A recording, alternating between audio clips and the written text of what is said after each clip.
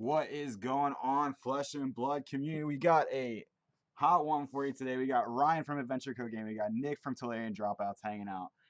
This is going to be awesome. Super excited to have you guys here. We're going to move these nameplates a little bit. We're going to move them down here. That works out really well.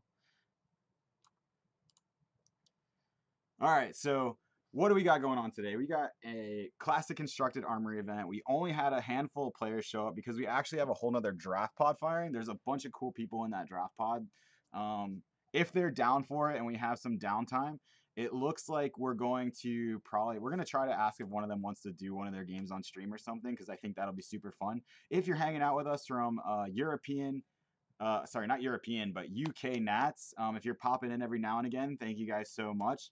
Uh, I'm AJ from Adventure Co Gaming. This is the collective, and this is our Armory event.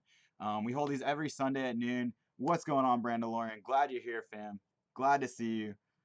This is going to be really exciting. We hopefully will have a full stream for you today. Happy Halloween to those who are celebrating Halloween.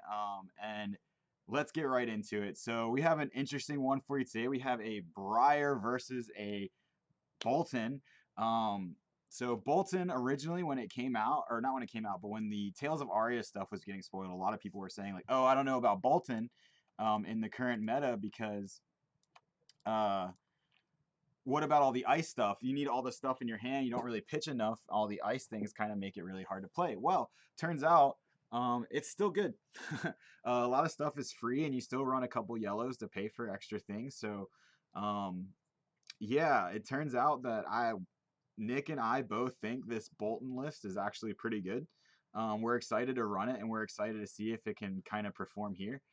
Uh, but yeah, if you guys are just hanging out recently, please share this stream around. We're going to try to get as many people in here. I know we're competing against UK Nats, which is a big deal. But hopefully, like in between rounds, we can definitely provide some entertainment. Absolutely. So, uh, yeah, so we're gonna hop right into it. It looks like Nick is going to start.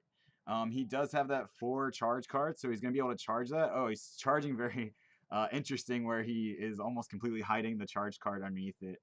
Um, and Ryan answers right back with a sink below, covering it up exactly and not buffing it via Bolton's ability.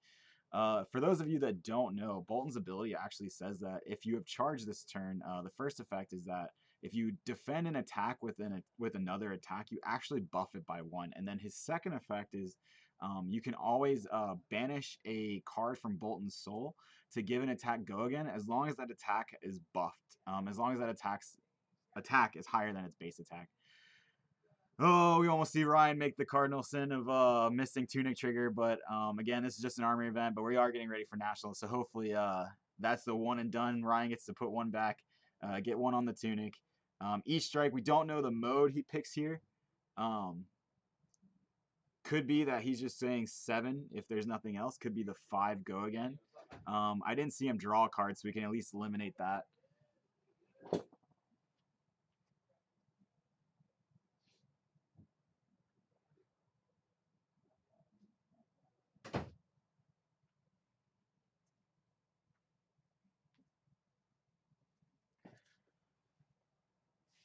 So we see Nick kind of eyeing up this E strike, deciding how much do we want to block. He actually blocks the 2 cards here, so that makes me think that he picked the 5 go again. Oh, and Ryan is able to play the Arcanic, the one where it's 1 damage. If you fuses it, it does 1 damage, 1 arcane damage. He does have the Pulse of Candlehold, which is pretty interesting. So the Pulse of Candlehold allows you to fuse with fuse both colors, Earth and Lightning. And we see Nick is coming in with the Bolt of Courage because he charged this turn. It's a 3 damage, and if you charge, if it hits, you'll draw a card. And we do see him charge 1 card. So now Ryan has to decide, like, what can I block this with? Does Ryan have any more non-attack actions to block this with? Because again, you block it with an attack. With only 1 attack, it still goes up to 3.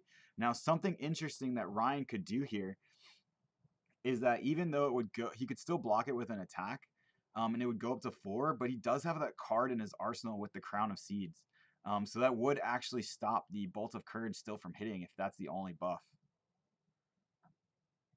Oh, and we see Nick popping the Snapdragon Scaler so early.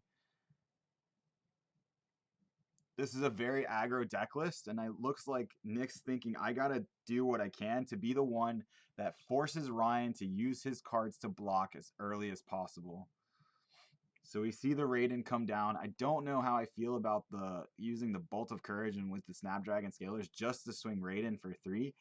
Um, that's a very interesting play here. Now he still could actually give this go again because again, Bolton's ability actually only says if the attack, any attack is buffed. So Raiden starts at 0, and if you've charged this turn, it actually gains 3 attacks. So he could give this go again, which he, with 2 cards in his hand, I assume he's actually going to do so. Interesting enough, it is funny that Nick is stacking his soul cards in a way that Ryan can't really see what they are. You'd have to ask, like, hey, can you let me see your soul? Let me see your soul. So we do see Ryan actually block with a Blossoming Spellblade. That's a very interesting card. A lot of Lexi, or not Lexi, sorry, Briar lists are actually not even really playing this card, just because its effect is it's a little situational in terms of like how much benefit can you really get off of it. We see Ryan start with the Crown of Seeds to just filter a card, and then he's gonna play the. Funny enough, he just plays the Weave Lightning into the Ball Lightning, so this is coming in for 6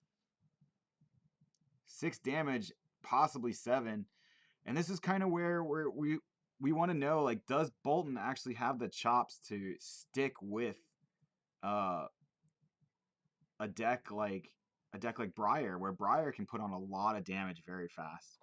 Now, the Weave Lightning does kind of lose the go again effect. Did I inform you I started their round? I mean, I'm streaming Okay. it. Thank you. Oh, and Ryan's able to respond with the Lightning Press to still get over and get that Embodiment of Earth token. And he comes in with Rosetta Thorn, and because he played a non-attack and an attack, it's going to start with 2 Arcane and then 2 Physical, and Nick is just going to take all of it. Now, this is a very pivotal moment. I believe Nick will go up to 3 counters on the Tunic this turn, and a lot of times that's kind of your Via the Vanguard turn, and that has to be a really good turn for you.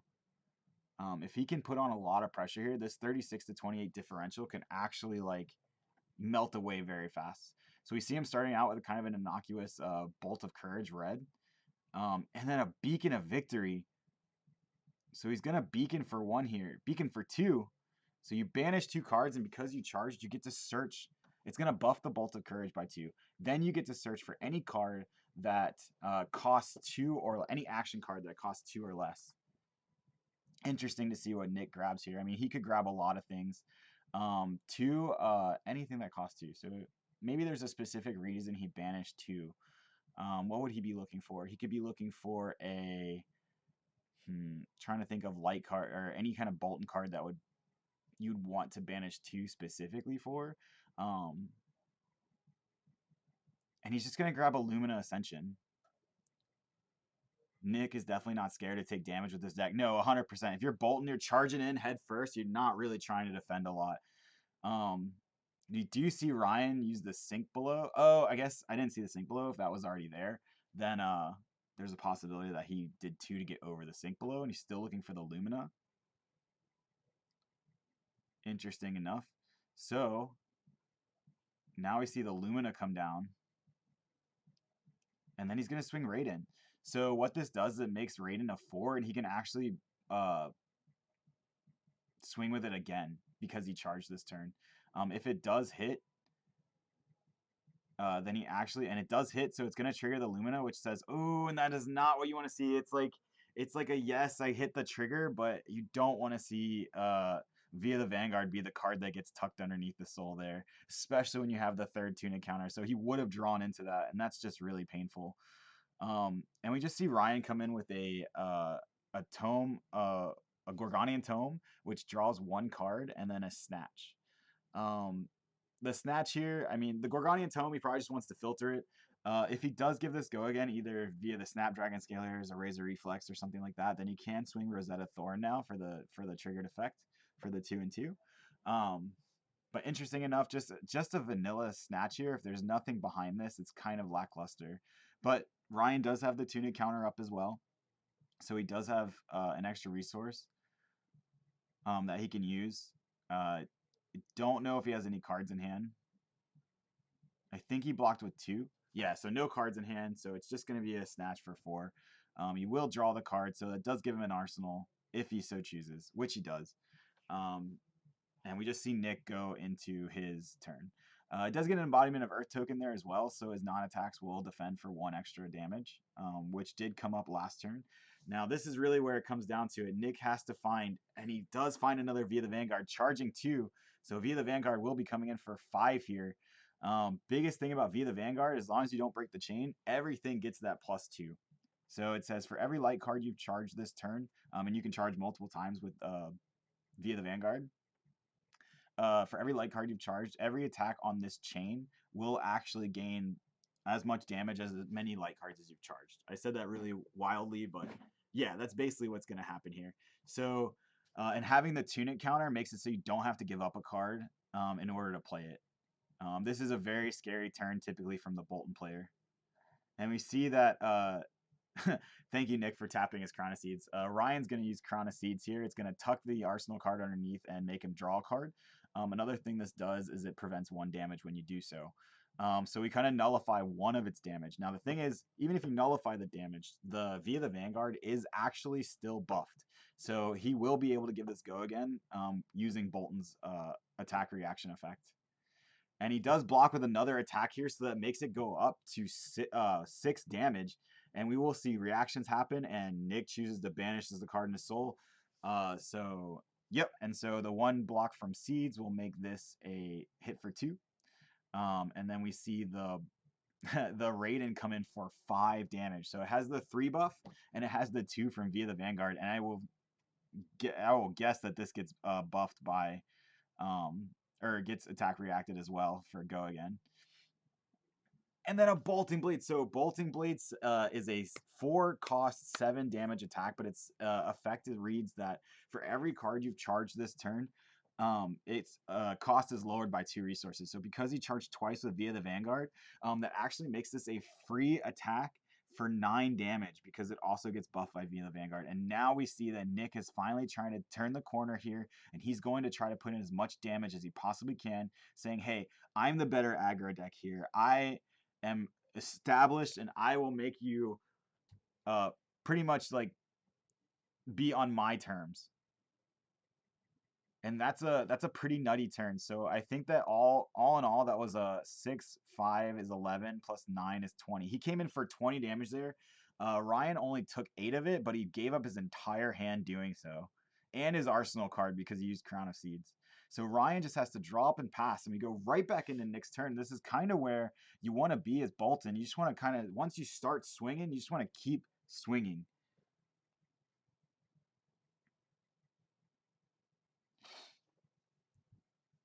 Now he doesn't have the tunic counter this time, and whenever honestly, I'll be right there. It's kind of like when Ninja plays tunic, and when Bolton plays tunic, it's the same thing. When the tunic's at 3, you know the turn is coming. So maybe that is Ryan's. That is the third Via the Vanguard there as well. So we're not going to see another Via the Vanguard for a long time because we know he tucked 1 in his soul and he played the other. So this is a red Take Flight. Take Flight is one of the best cards in the deck in terms of it always has go again. So it's a free charge, and like you get to charge the card, and you don't have to burn the card in your soul to give Take Flight go again because it already has it. So this is a great play. You can usually just take flight into a Raiden. Feels pretty good. Or you can take flight into another attack that has some kind of good on-hit effect. Typically that's pretty good. That way you keep, oh, we see him swing with the sword. Ryan does not block. Oh my goodness, this has actually turned into a really good turn from Nick. So he was able to pitch a yellow, play the take flight, charge the card, play swing with Raiden, and then finally a valiant thrust for 7 that Ryan is just going to eat, and suddenly this life differential is completely flipped around.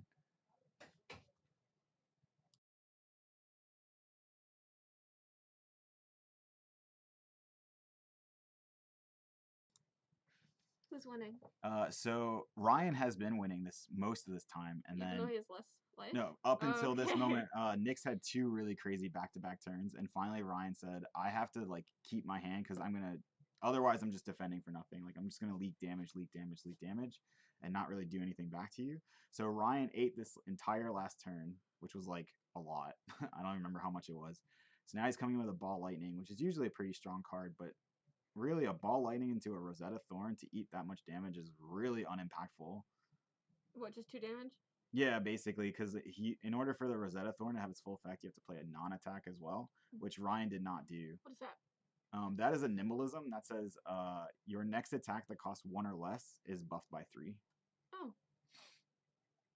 Does And that cost 1 or less? that costs 0. That is Engulfing Light, I think. No, not Engulf. Maybe. I know what its effect is. Basically, it's a 3 attack, and it says if you charge it, which means take a card from your hand and put it under your hero's soul. If it hits, it also goes into your soul. So now it's coming in for 6, and because he's charged with Bolton's effect, if Ryan defends this with an attack, it also gains +1, so it'll go up to 7. So it's really frustrating to try to block this. And that's kind of what Bolton Does it does. go up with every card he defends with, or just? No, it's just like a yes or no. Like Okay. if you defend with it, no. So if you put like 3 attacks to block it, then it's just +1. But still, Be kind of broken if it just yeah, gets of course. But most cards block for 3. So usually like, oh, it's a 6, I'll block with 2 cards, but that would actually buff it to 7. And so now it's still hitting for 1, gets its effect, and you're not really getting anywhere. I love his shuffle side, like to put it back together, shuffle, put it back. Yeah, absolutely.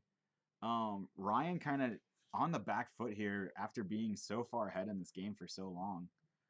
I really don't think you can just eat this. There are 34 minutes left in round. Oh, these are 2 aggro decks. This will probably be over We've got well in the time. ice. What's the word? They're the same. Oh, Oldhim? They're not Oldham though. It's Lexi with ice. Lexi with ice. And they're the same. They're playing pretty much the same deck, V and whoever, so they're taking a while. Okay, so it'll be interesting to see that. I don't think we've seen a lot of Lexi with ice. Usually Lexi is playing like the full lightning aggro. At least who's playing V? Ugh. Who's in my Is tournament? it Jamie? Yes, Jamie had a Lexi. I think they had the same deck. Jamie had a Lexi? Interesting. Jamie's been on Guardian like this whole time. All right, so we see Ryan start with a Plunder Run. He really has to make something happen with this turn because he's kind of in the abyss here where if Nick can just kind of eat this turn and not really have Ryan threaten lethal and keep his entire hand, he's going to threaten lethal on the way back. So it's pretty much going to eat Ryan's entire hand if Ryan can't do the same to him this turn. Oh. Your phone said glitch. A little bit. Why does he have green cards? That green card? The sleeves are green. It's like some people will like your equipment like your and your okay. Exactly. So you don't like have to like fish it out of the deck box or whatever. It's like they never go in the deck, so it's fine. And then these are just tokens, so those don't even matter. Hot back It here. is warm back here. Oh, you have the step ladder. You were looking for this. Oh, sorry. Yeah, it was a mess back here. I was like, there's stuff everywhere. I try to keep it nice, but the crypt crawl and the auction and store things. Man, this game turned really fast. Wow. Yeah. It did. Yeah, it was pretty much Ryan was up like 37 to 25 for a long time, and then suddenly Nick had these 2 explosive turns that just. He just took 8? Yep. So and then this basically says whenever if it was fused, whenever something does damage, did fuse it. Your attacks gain +1 for the turn or for the chain, I think. Ryan did use a Snapdragon Scalers to try to give this go again and put on some more pressure. And we see a Stir the Wildwood, that TC promo, and I think he did do arcane damage and fused it. So, and it's +2, so we're actually looking at +6 here. So I think this is a Stir the Wildwood for 11 damage. But the thing is, if this is it, Nick could take this as well, go to 4, and if really he's the one pressuring Ryan's hand on the next turn, it's kind of Nick's game to lose still. You mean he's still technically on the offensive, Nick? Yeah, absolutely. So this is the Tolarian dropouts, and that's yours of Intrico Gaming? Yeah. Okay. Also, this is not round 2. Ooh, good catch. This is round That's one. left over from when my phone died last week.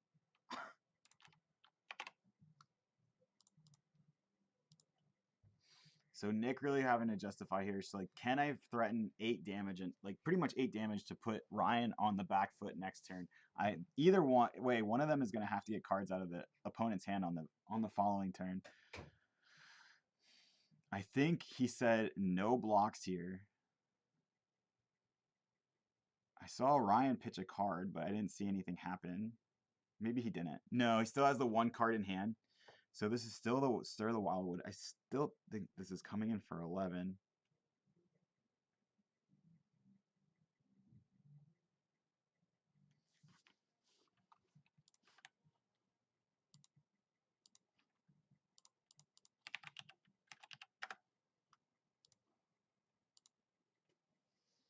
And we see Nick give up 2 cards, one of them being a Battlefield Blitz. I don't know if that's the play. It does save a lot of damage, but maybe you could have just pretty much put Ryan in checkmate next turn by just threatening his hand every single turn, making him leak damage.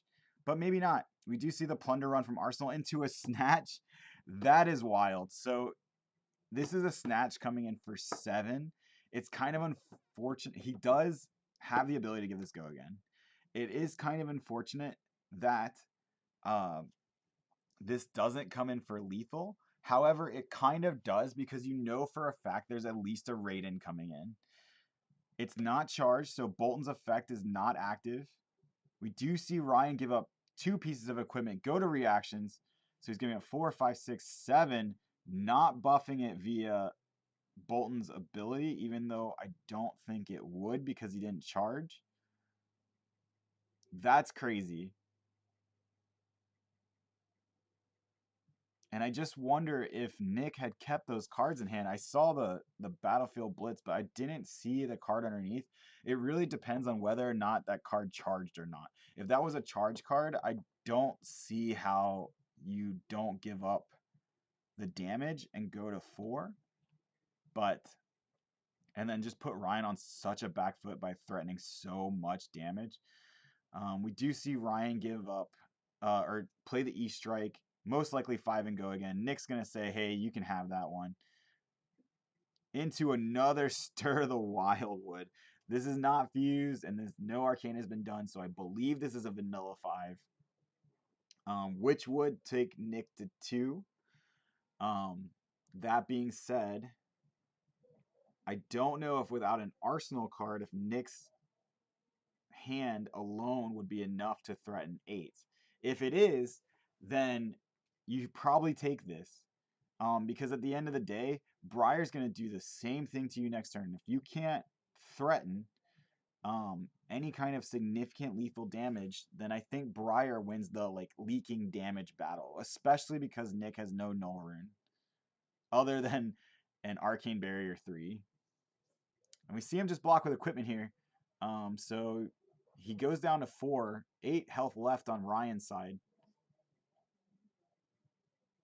Can Nick, with a tunic counter and a full hand, Art of War, this is a good start. Most likely he'll banish an attack action, draw 2, and either pick some form of go again or +1. I'm going to assume +1 because you can usually get go again off of Bolton himself. It just depends on whether or not he has enough cards in that soul of his. But pretty much the +1 is for the turn, which is really huge with Bolton, I think. I think Art of War, funny enough, it wasn't in a lot of Bolton lists early on, and I just think that is such a mistake because giving everything +1, you're threatening Bolton's go again on every single card as long as you have the cards in soul. So now Nick is probably wondering, do I have the cards to threaten lethal? And he probably wanted to play that Nimblism, if I had to guess. That is probably the card he really wanted to put out there to really make this Bolt of Courage scary. However, if this hits, it does draw a card. So we see Ryan block with a Flash here, which because he has 2 embodiments of Earth, that is going to fully stop the Bolt of Courage without buffing it and without letting it hit. That is super strong there, and that's where the embodiments of Earth, this I think Briar is probably one of the most complete heroes out of the box we've ever seen. I think because she's gotten a few sets, or just Runeblades have gotten a few sets of support and just all the elemental stuff that have come out for her, and her hero ability is just really strong on both offense and defense. And I think she's one of the heroes that really embodies like the whole like dual element uh, kind of subtype they were going for. I think having both Earth and Lightning kind of built into the hero ability. I mean, I think all three heroes do that for their two elements, but hers just feel really like on point, on brand. So I think Nick's finally throwing out his soul. He's got 2 cards left in soul, 2 go agains available to him. Remember, every attack is buffed here by the Art of War by 1. We see E-Strike. Is he going to draw a card? He does draw a card. So this E-Strike for 6, draw a card. And he still has charge. So Bolton's effect is still live. So should Ryan choose to block with an attack here, it will get buffed to 7.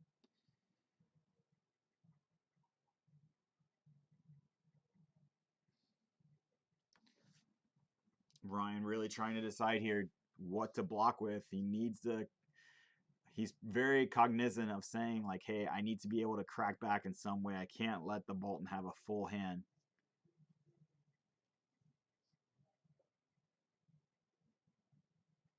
He does block with a non-attack action that's going to completely cover it up because he also used the gloves. And we see the Raiden come in. He's going to give the Raiden go again, and we see the bolt of courage or the engulfing light.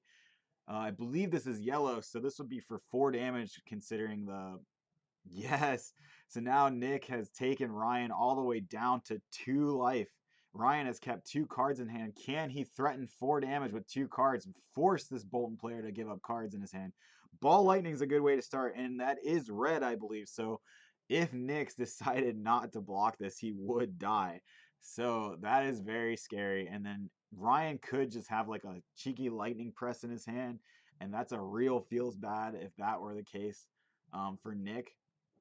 Because if I had to guess, he's going to only want to give up 1 card, and he gives up uh, the uh, beacon, and he gives up the tunic just in case. I think that uh, keeps him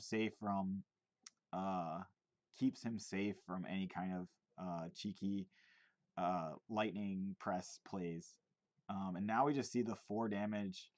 I want to say it's Arcanic Crackle. Still learning some of the Briar cards.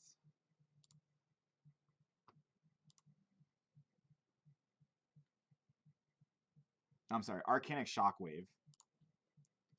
However, this was just for 4 damage. And it's just 4 because it was not fused. There's no the fuse effect is if you fuse it with a lightning card, it will deal 1 arcane damage as well. However, Ball Lightning is still in play here, so you can't even take 3 from it because you'd technically be taking 4, which would be lethal for Nick. And Nick is just going to Arsenal Pass, which is really devastating. Ryan does only have 2 life, but he is going to have a full hand to play with this turn. And we see the Electrify from hand, though.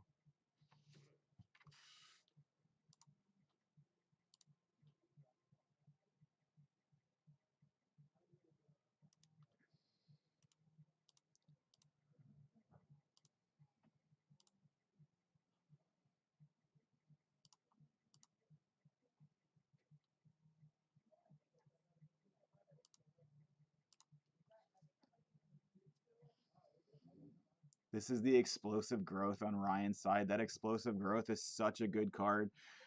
Explosive Growth, if you fuse it, it will do...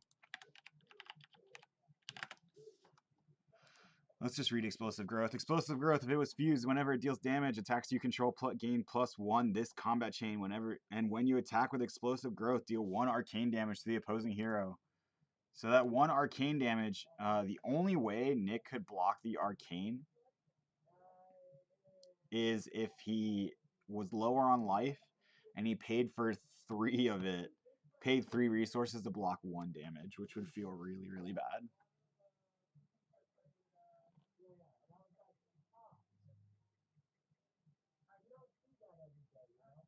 This might be kind of towards the end of the game here.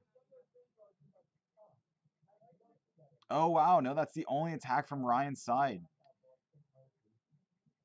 Does Nick have enough to answer back here? A nimbleism into a snatch. That's so good. So this is just 7 damage, but you can give it go again. He hasn't charged yet, so Raiden is swinging for 0 in that case, but you can't.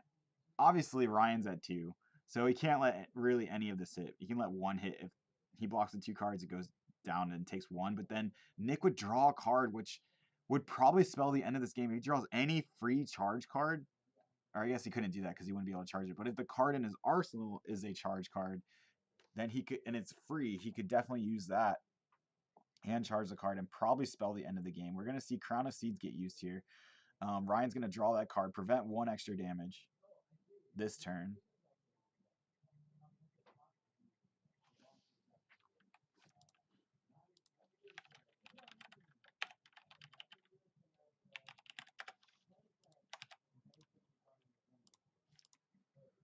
Ryan's still staring up this buffed snatch by Nimbleism. 7 damage coming in. It's so strong.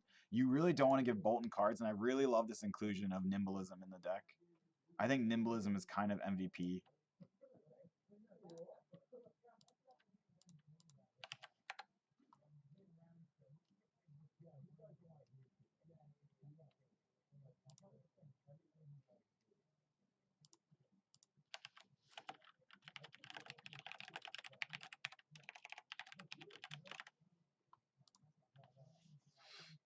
Ryan really having to kind of like figure out what he wants to do here. I think there's plenty of time in round. They were kind of trading blow for a while. We see Ryan give up 2 cards, blocking for 6. He still does have the 1 live then. The 1 Crown of Seeds prevention.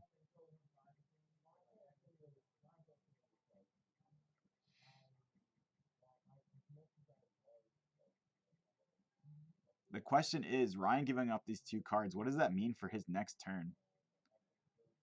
And we're going to see Nick give this go again. Oh, it hit for 1. He wasn't able to block all of it. That must have been a non-attack action.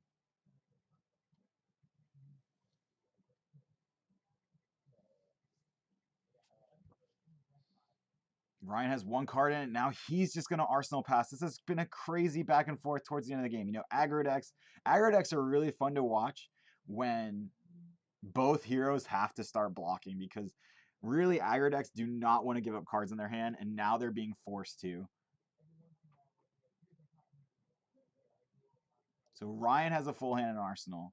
Nick has a full hand in Arsenal, but it is now Nick's turn. Can Nick put on enough pressure to leak 1 damage and win the game?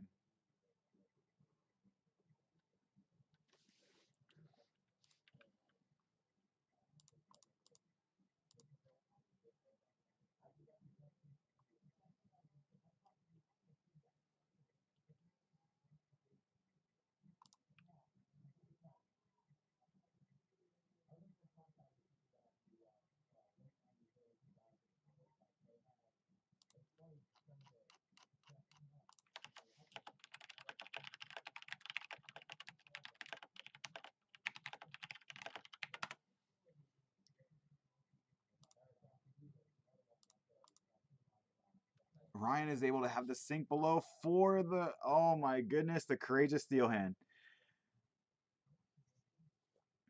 And we just see the E strike for 7. This could be the game. This could be it. I mean, it will get buffed by 1 if Ryan blocks an attack. We just see him use the Crown of Seeds here. I think this will be it. Ryan flicking the cards back and forth in his hand. How's this going to end up? Hey, glad to see some local guys hitting it up in the chat, man. I hope you all can make it more. And I'm glad to see it. And Nick takes it home. This has been a crazy back and forth. That was an insane game. That was one that was super fun to watch. I know Nick and I both are kind of like eyeing up Bolton for nationals, and I just want to say that was a really good play or really good uh, back and forth. I love to watch it. Ryan kind of showing like all his Autumn's touches were stuck together. um, and yeah, that was just really exciting to watch. Thank you guys for watching. Looks like there's a couple of you guys in here, and thank you guys so much. Be sure to share this around. Let's get some people in here in between UK Nats rounds. I'm really curious to see how that's going. I might bring that up on a separate screen of mine so that I can kind of watch it and give give what you guys are up to.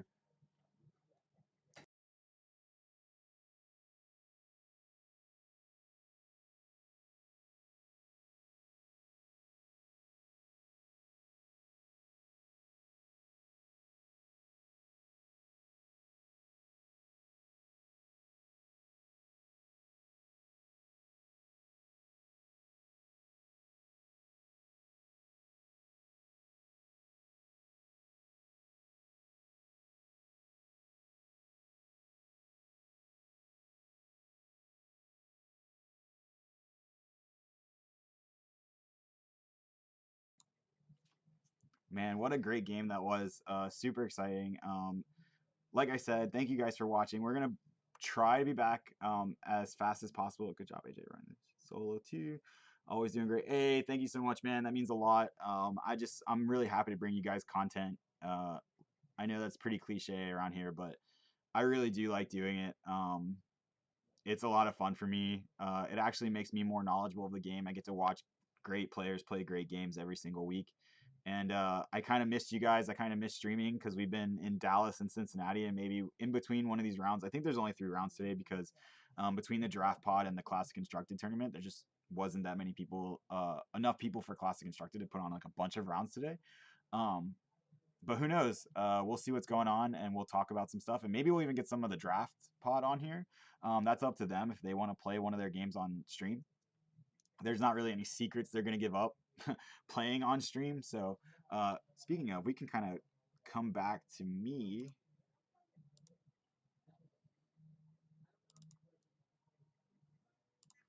Ah,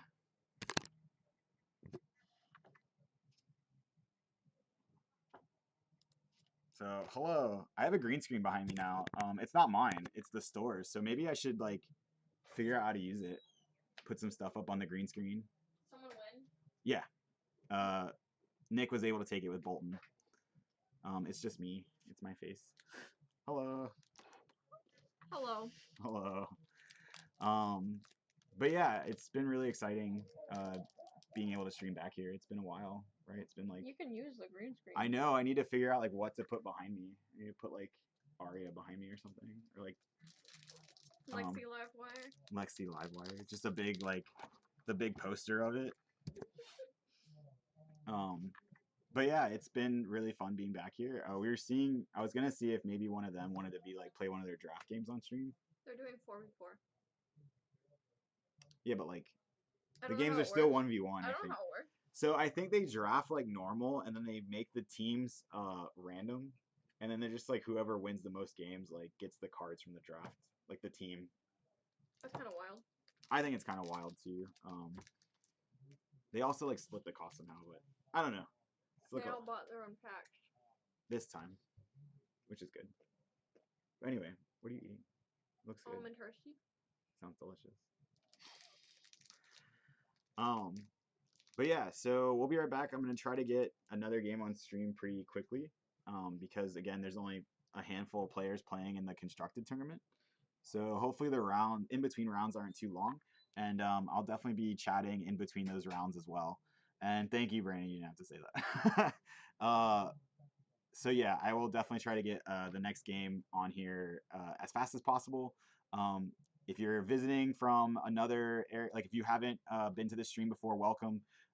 Pretty much what I do is I stream our locals every Sunday when I'm not traveling for tournaments, and I commentate the entire time. Last thing I want to do is have a stream, and this is not to fire anyone that's done this, but I personally don't like watching streams where there's no one talking. It's just two players playing the game. I feel like I can get that anywhere. I can jump into like a Discord and watch two people play and not really have commentary, not really have a personality, kind of guiding you through it, especially if you're a new player. I am a L1 judge, not to like brag or anything, but like if you have any judge questions, I'm always happy to answer them. And if it's something crazy or weird, I will research it as well. I'll look into it because I love crazy like what happens when these two cards interact, and it's like, oh, I've never seen that interaction before. Let me look into it. Another thing that is like for example, when the Tales of Aria set was like brand new, one of the rulings interactions that I got mixed up was basically a what happens when you have a red ball lightning and 4 spectral shields. I always assumed like you just don't change anything until like basically like it says it would deal damage, so the only thing you're really changing is like how much damage you take when you write it down on the paper, essentially. But really, what happens is because it's 2 prevention effects, you get to stack the turn player gets to stack the prevention effects as they want. Hey, you get to stack the prevention effects as they want, and so you would actually lose the 4 shields there instead of just the 3. That being said, we have the winner. Okay. Hey, I mean, you came back here while I'm streaming, so Hi. we have the winner. This is Nick. We've kind of been Hey. I'll move it up and stand with you. That way it's not like, even though there's a height differential here. This way. This way. Hey. So, Bolton. Bolton's good. Yeah, we definitely have been talking. Like, I think like I don't remember exactly when it was, but I was like, I think Bolton's the play, and you're like, yeah, maybe it is the play. Like, I think it has a good Prism matchup, which I think is like where it started from. Yeah, yeah. We were like, Prism's probably the gatekeeper right now. Oh, Like, 100%. it feels like that. It's like a 'cause- combo Bravo and Prism because it's like Yeah, it's they both. both Prism checks or Bravo. But yeah, Bravo Prism checks the Bravo. everything else. Yeah, exactly. Prism checks the Bravo and then a few others, and then Bravo checks everything. Now, a lot of people are saying, and what I kind of noticed from UK Nats is that Briar is actually checking Prism a lot more than a lot of people thought. And Yeah, I guess Lightning Briar, just the amount of pressure it puts on. Like Prism can't really keep up since they need to keep like 3 to 4 cards to be able to put pressure back. So it makes sense. I just feel like they can't. If Prism gets tempo, they can never get tempo back. But I assume Lightning Briar just never gives up tempo, so that's probably as long as the Lightning Briar can just keep on smacking you like a bunch of times, yeah. like, just like not even giving up, like you said, tempo, and just being able to like.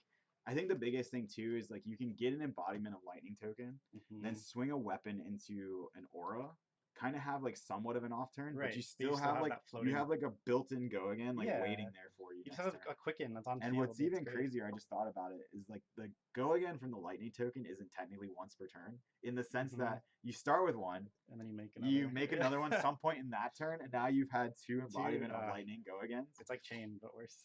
Yeah, if like that happens, that feels real bad, right? Like that's, or like as the opposing player. Yeah.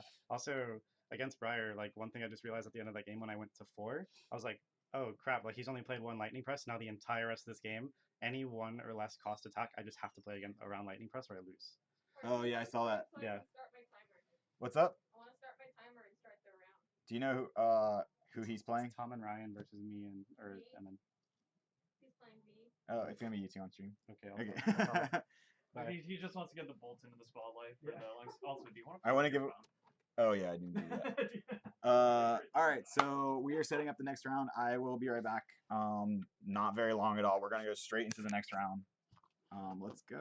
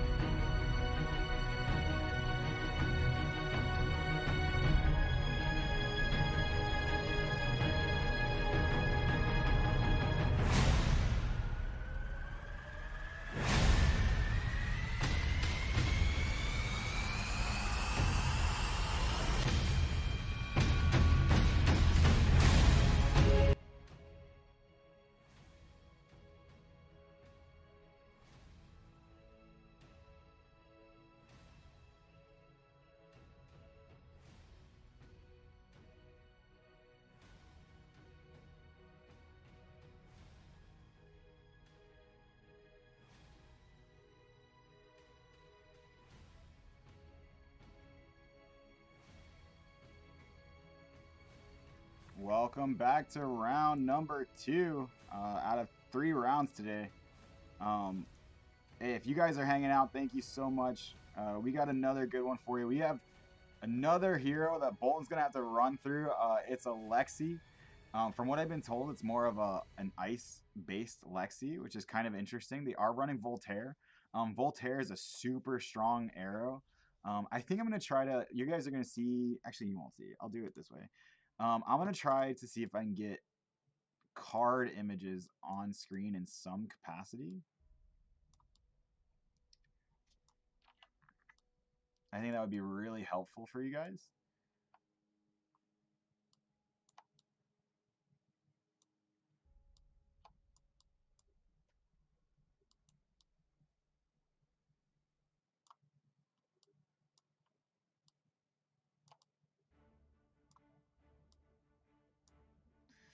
But yeah, so this is really exciting. Voltaire, it is a card that says a weapon. It's a bow, and it says you can actually, it's a twice per turn instant.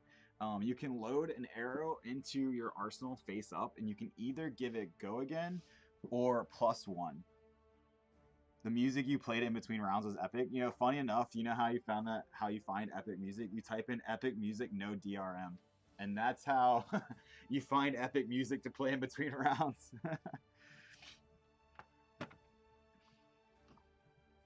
It works well with Oldham too, right? I think so.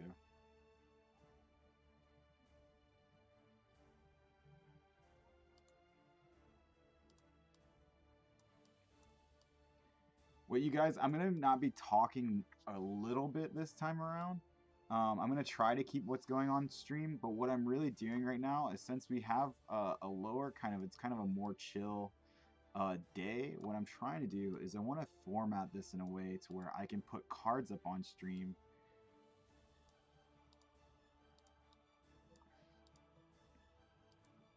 I think that would be really helpful and really cool. This is round 2.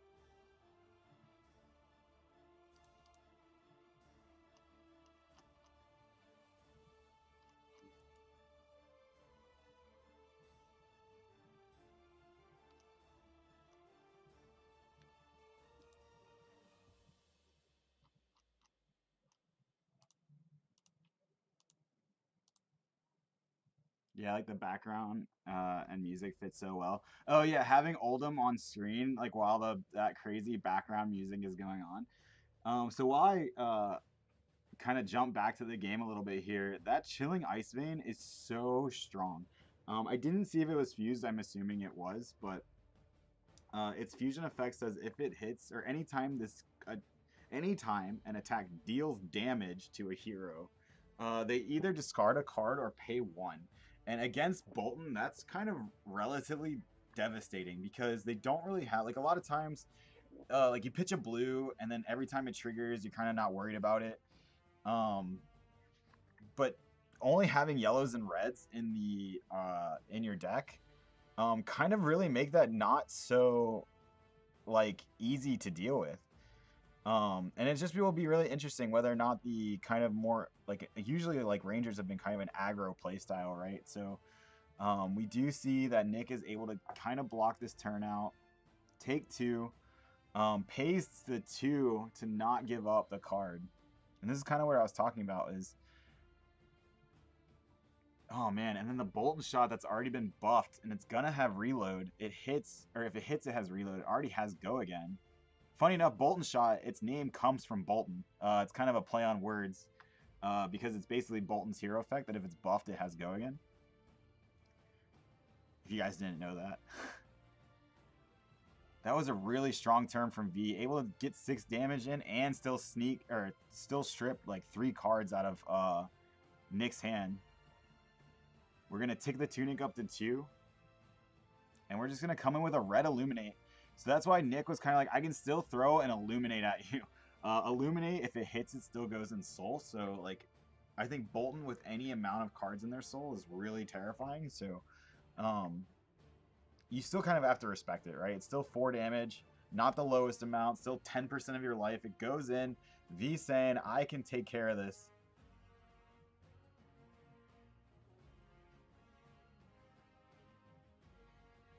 Asking to say, like, hey, can you show me how many cards you have in Soul here? I'd really like to see.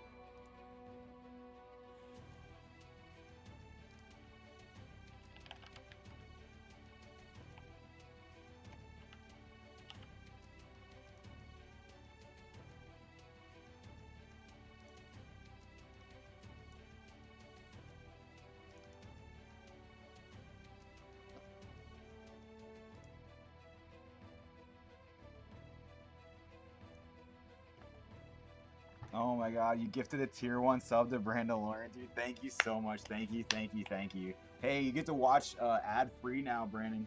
You can watch on any platform, no ads.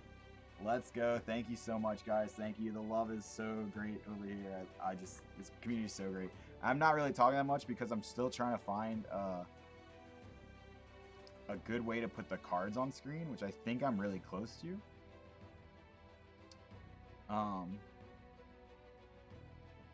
But that's amazing. Thank you, thank you, thank you. Thank you so much. It looks like V's turn has been kind of wild. Searing Shot is not an arrow I would have expected to see very often. What booties is Nick using? Snapdragon. Yeah, you definitely... Yeah, it's kind of cut off there, but it's Snapdragon Scalers. Nick only runs 4 equipment. There's no sideboarded equipment at all. It's the 4 you see except for the cut off Snapdragon Scalers. We don't respect Wizard around these parts. You just kill the Wizard.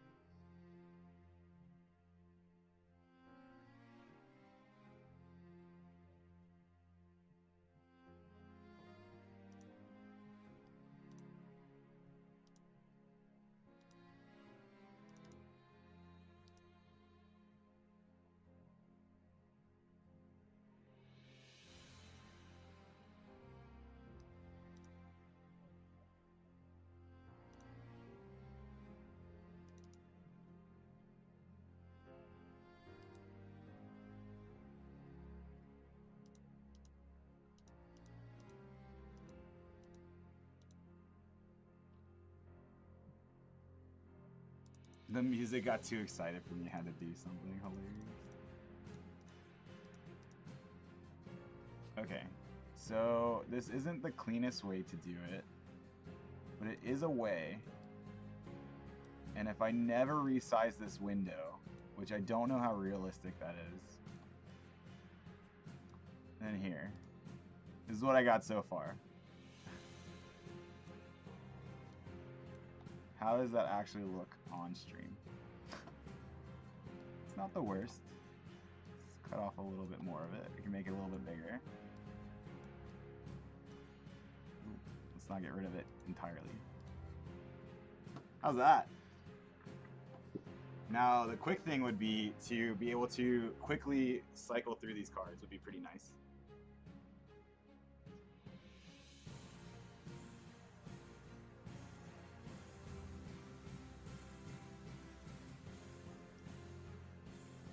Alright, so Nick is kind of on the back foot here. I see only one card in his hand. I'm assuming this Bolt of Courage was charged.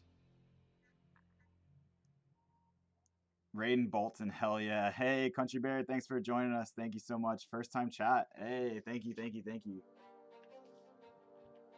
Raiden Bolton is he's 1-0 so far, and we see him actually kind of struggling with this Lexi right now. This Lexi is Voltaire, which I haven't really seen a lot of. Voltaire has been kind of the bow that I think a lot of people, like, I don't know about wrote off, but it just like haven't figured out yet. And we do see that V is going to start out. She flips over an ice card, gives Nick the Frostbite token. So the first ability or card that Nick plays on next will cost 1 extra. Ooh, we see the pitch channel Lake Frigid.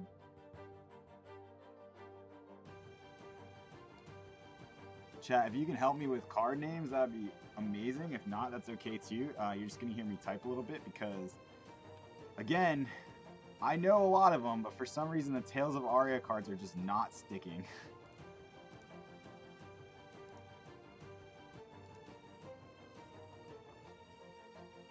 So this one's Ice Quake. So this is the +3, and then whenever an attack hits this turn, they get a Frostbite.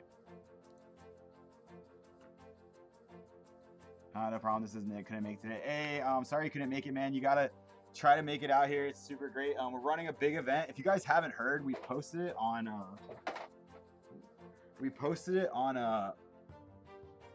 Gem. So if you guys search the event locator, we actually have a huge event planned for Thursday. There's a 3 or 4 box tournament going on Thursday. It is a $20 entry. However, it's 4 boxes, and the 4 boxes we're trying to give away are, or not trying to, we will be giving away are 2 boxes of Crucible Unlimited, which is kind of a hot commodity now, and 2 boxes of Tales of Aria First. So that's the Thursday, this coming Thursday before Nats. It's a great chance to test your, get some last minute constructed testing in. There's gonna be a lot of good players here. We're hoping that we're trying to post it on Facebook and everywhere else to try to say, like, if you're in Orlando and you want to get some games in, come to the collective. It's gonna be a lot of fun. We don't normally run events on Thursday, but we're trying to do this big blowout for Nationals, and I think it's gonna be a lot of fun. So if you can, spread that around. Hopefully you can make it. We're excited for Nationals here. It's gonna be wild. It's gonna be a good time, and yeah, that's all I got about that. But we will. I'll probably put that on the Be Right Back screen too, even though we're not really being right back too much today. But yeah, absolutely. So we see V start their turn. We have the Chilling Ice Vein and Arsenal. We're going to play it. We are going to fuse it with that Polar Blast. This is just a blue Chilling Ice Vein, so this should be coming in for 3 damage. Shouldn't be too bad for Nick to defend here, but you have to worry about if you defend this, which you probably will want to anyway, because you're losing a card here, one way or the other. That's the thing that's really rough for Bolton in this scenario, is that like Bolton is a very card hungry deck. In terms of you have to be able to pay for cards, charge cards, and just still actually have the ability to put on pressure. Whereas Ranger, I mean, I just feel like the cards aren't as important aside from fusing, which fusing is kind of like a good enough effect. We see him block with 2 cards here. He's going to use the Helmet and the Plunder Run. Now the Plunder Run was in his hand, so it's a little less helpful. Nice, I'll be there Thursday and at James event Tuesday. Let's go! Yeah, it's super exciting. I love hearing people coming out. It's great. He had the Plunder Run in Arsenal, so +3, and he'll draw a card on the next attack that hits this turn. Is he going to be able to get an attack that hit? Oh, we see the Express Lightning coming down. It is yellow, so it's only 3, but it is buffed to 6. If V decides to block this with attacks, it will go to 7. So it will still probably hit and get the draw trigger. That is very tough because a lot of Ranger cards, and anyone who's played Ranger can tell you, everything blocks for 2 except for the arrows, and it sucks. It's so annoying to like look at your hand and just be like, these are all 2 blocks. So that being said, I think V decided to take this entire hit, and this is kind of where Nick wants to be, where he actually gets to have a bit of a hand here. I don't know. He should have given this go again. I think he did give it go again. Okay. And he's going to swing Raiden for 3 here. Not the most impactful turn. He's going to give that go again. He's going to... Oh, my goodness. There we go. That's the turn I'm talking about. So he was able to swing Raiden, give that go again because it's buffed. It's at 3 damage. Then he's able to play the Valiant Thrust, which because he's charged this turn will go to 7. 7 for 1, of course, is an insane value proposition, but you have to have charged this turn. It's probably like low key, like a lot of people don't talk about it, but Valiant Thrust red is honestly probably one of the best cards in the deck, it feels like. Let me see if I can pop that up on screen for you guys. I need to grab the card real quick. But Valiant Thrust red is just so strong, so powerful.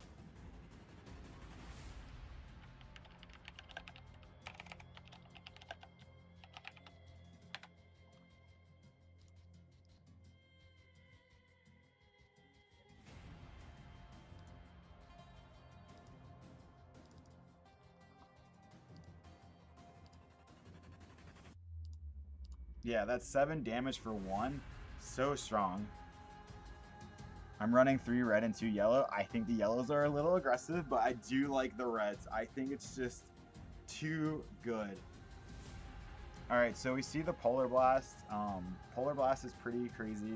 You either pay a certain amount based on the color, or your next attack gains Dominate. And if it was played from Arsenal, you draw a card. So we see V has 2 arrows in her arsenal thanks to the New Horizon, which is one of my favorite arts, not only in this set, but in the entire game. I think New Horizon is such like a pretty card. I really like having the card on screen, guys. I'm so excited to be able to bring that to you. I think what I have to do to make it look more professional is I have to make this, I don't know. I probably have to like find a way to get it to switch between 2 different windows. Because right now, basically it's just a cropped version of my photo viewer. Which is fine. It does the job, but I really would like it to kind of like have a nice transition and everything, like going from one card to the next. But yeah, so the Chilling Ice Vein did come in. I don't know if it hit. It looks like they're double checking, making sure damage has been calculated properly. It's one of the nice things about having this kind of software is that at least even if you're going to use, if you are going to use some kind of electronic software, make sure it has some kind of tracking in it like that, to where you can see like, oh, what happened, because that's one of the big benefits of pen and paper, is that you can kind of look back and say like, oh, I made sure I took the damage there. And we see him coming down with a Bolt of Courage. He is charging it with a Celestial Cataclysm, but he did have to pay at least 1 because he did have a Frostbite. Those Frostbites are just so devastating. That would be another card he actually has in hand, which is wild. Were he not to have the Frostbite token. Now it's really interesting to see if V decides to block here. This is kind of like where you have to, it's like a risk assessment, right? If there's nothing, put a border around the card. I mean, I definitely could. If something like that, I would do kind of off stream. I don't want to like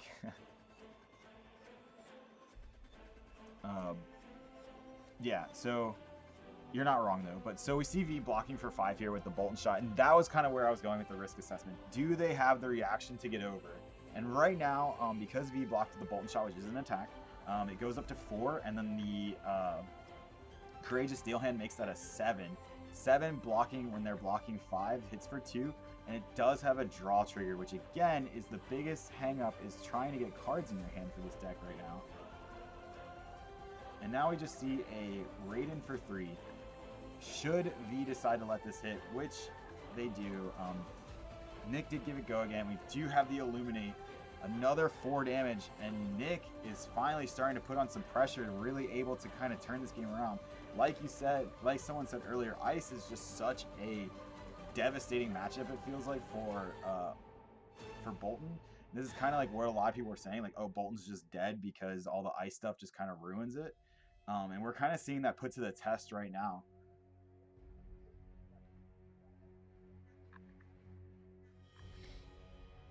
So we see another Ice Quake. Ice Quake is going to say next attack it's +1, 2, or 3 depending on the color. I think that's a red, so it's going to be +3. And then we see the Frostlock. That's actually pretty crazy. Fused with a Polar Blast. So Frostlock's going to say it's a 4 damage attack. 4 damage attack that basically says they can't, if it hits, they can't pitch any cards that have 0 in their cost or something like that. Let's pull that up.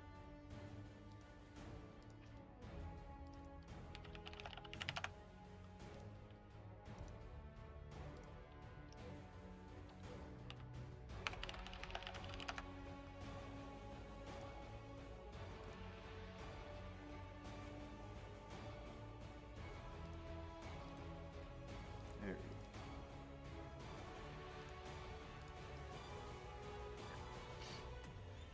So Frostlock, such a strong card here. It's gonna say cards and activated abilities cost opposing heroes an additional 1 this turn, and if Frostlock was fused, it gains +1, and if it hits a hero until the end of the turn, they can't pitch or play cards with a base cost of 0, which is a lot of cards in Bolton.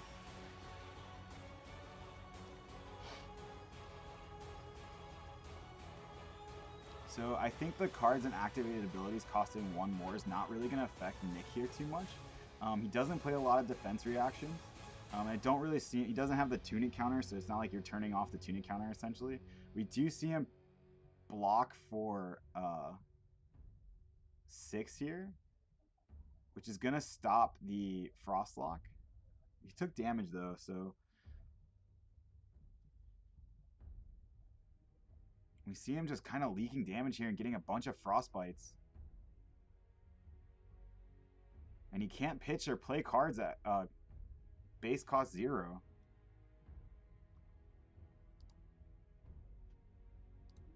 That's actually pretty devastating for Bolton. I think, yeah, he's just going to draw back up. That does clear the Frostbites, and Nick is still ahead by 11. Or by 2 at 11. But V gets to go into their turn. Activating Lexi, going to flip up a Polar Blast. Probably one of the strongest cards to flip up, because when you play Polar Blast from Arsenal, you do get to actually draw a card as well. And you can give a card Dominate if they decide not to pay.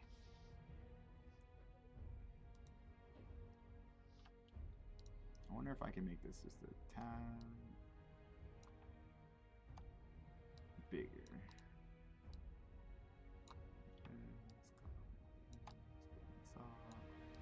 Make this even bigger. There we go. That's sick.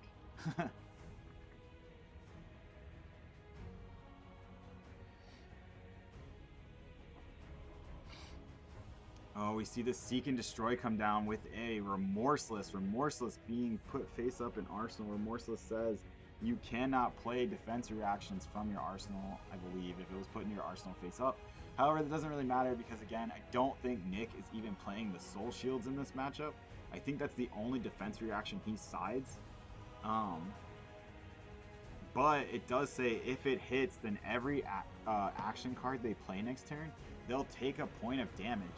And I think that's just really devastating right now. And the Seek and Destroy will make it so that they have to, at the end of their turn, they'll destroy their arsenal and their hand. So basically what it's saying is they don't get to arsenal the card. If they arsenal a card, it's just destroyed anyway.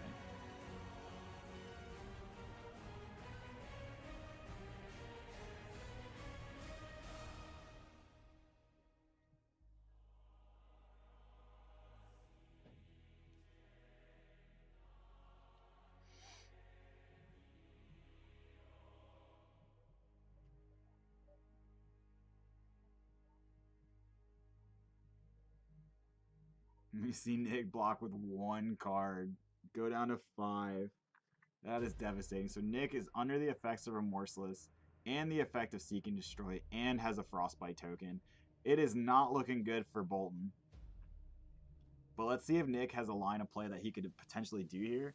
Not really sure. He's no longer under Frost Lock. So he can pitch and play cards that cost 0. He is going to play a Bolt of Courage yellow coming in for 2. That's going to make him lose a life from the Remorseless. What's the reasoning for siding out Soul Shields? I've never considered that.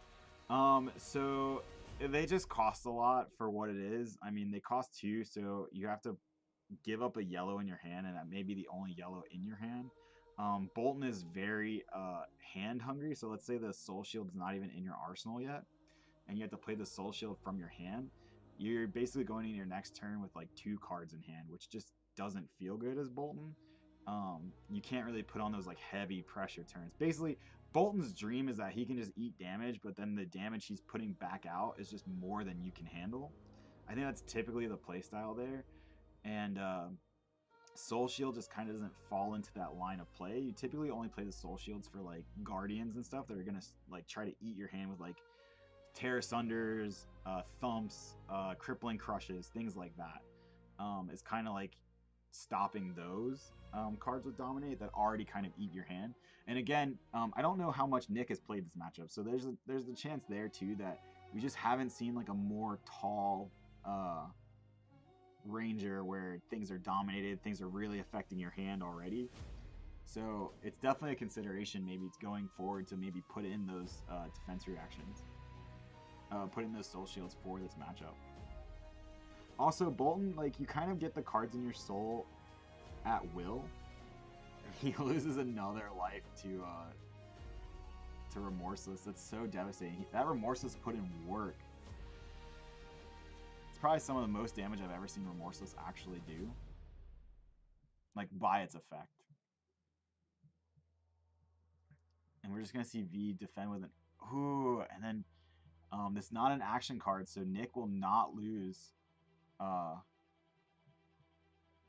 will not lose the life playing Courageous Steel Hand. V is at 1. It wasn't enough to put the killing blow in, but how many cards was V able to keep in hand? Can V do enough to put on pressure here? Oh, another Remorseless. This was devastating. Remorseless cannot hit for almost any amount of damage. Otherwise, it's just kind of curtains there. We see V load up the Chilling Ice Vein. 2 resources floating. Oh my goodness, we have the Pulse of Volthaven. I want to bring up this card for you guys. This is probably going to be the card that could decide the matchup. We do see the Chilling Ice Vein coming down for, I think that's a yellow version, so that would be 4. But buffed by the Pulse of Volthaven, making that an 8. I do believe this is go again because of the Voltaire with 1 resource floating, so you're going to come in for 8 and the Remorseless for at least 5.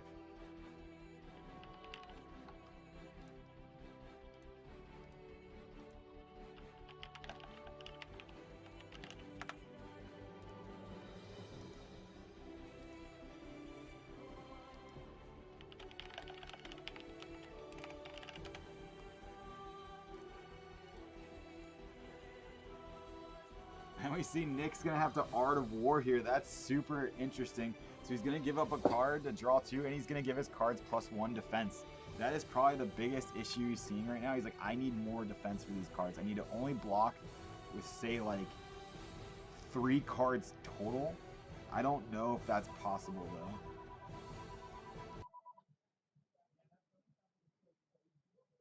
Art of Woe.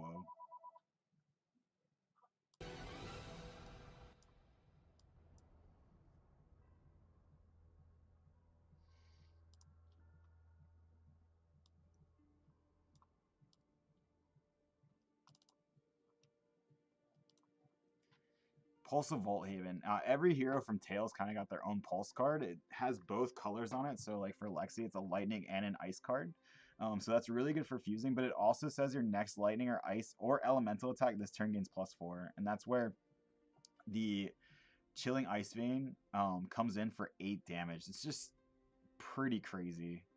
Honestly, like it's a very hard thing to deal with. Especially when you're bolting again, you don't want to give up cards like from your hand. You want to be able to swing back and at least strip every card out of V's hand. And V has enough to still swing with Remorseless. And Nick had to know this Remorseless was coming in.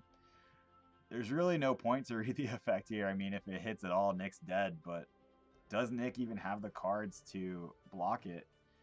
And we see that's going to block it exactly. That's going to be a 3 and a 2 because of the Art of War. And Nick does stay alive, but for how much longer? Nick's just going to have to pass. He does not miss the Tunic, and he's going to pass up, draw up. V also draws up, but has her Tunic ready to go at 3. And one of the crazy things about Voltaire is that you do get 2 arrows a turn, which normally wouldn't happen. We see the Ice Quake coming in for +3 and a 3 of a kind. Super strong here. 3 of a kind says you draw 3 cards, but you can only play cards from your arsenal for the rest of the turn. Now, Rangers kind of get around that by using their bow. Using the bow on the field is not considered playing a card, so you actually kind of get around the restriction of playing cards only from arsenal. The only thing this will save Nick from is something like a Polar Blast where they give something Dominate.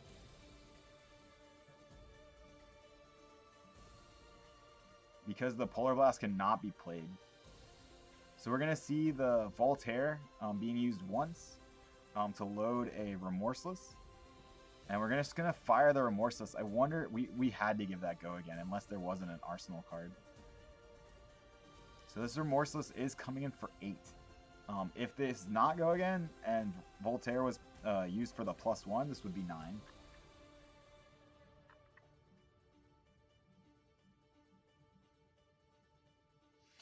And you can see this has gotten to be kind of a tense game here. This is what I was saying the last set. You have 2 aggro decks that don't want to block, and now you're forcing them to block. It's a wonderful thing. This is like where Flesh and Blood is like created. Like, to me, this is like the best. This is like peak Flesh and Blood.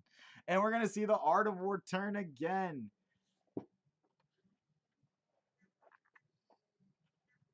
This is the last place you want to see Art of Wars get used, is just to stay alive. And we block with 2 cards. It's going to be 8. We're going to load up one more time. We're going to shoot Blizzard Bolt. I think this is just a regular Blizzard Bolt. It probably doesn't have Go again, so they probably picked +1, so this would be for 6. And that's it. Nick does not have the cards to block, and we see Lexi actually take round 2. Lexi over the Bolton. And I want to say that Lexi deck is spicy. I love it. All the ice cards. Definitely a different take on the deck.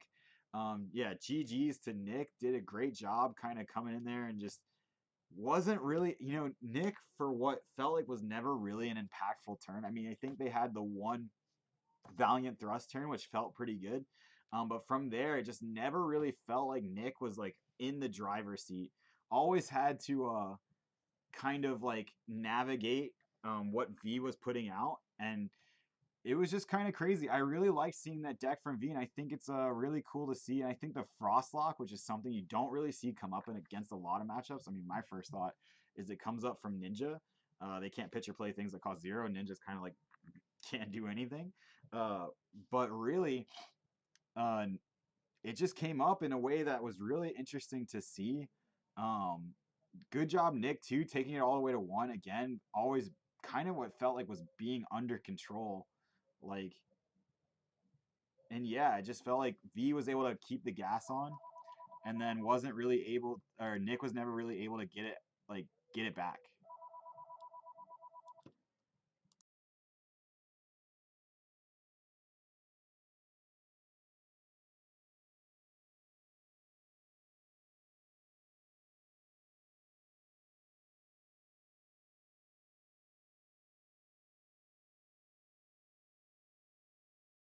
So I gotta ask, guys, how's the stream look? Do you guys like the layout now? The new layout? I mean, this logo is kind of like cut off here. Let's we can make that really tiny.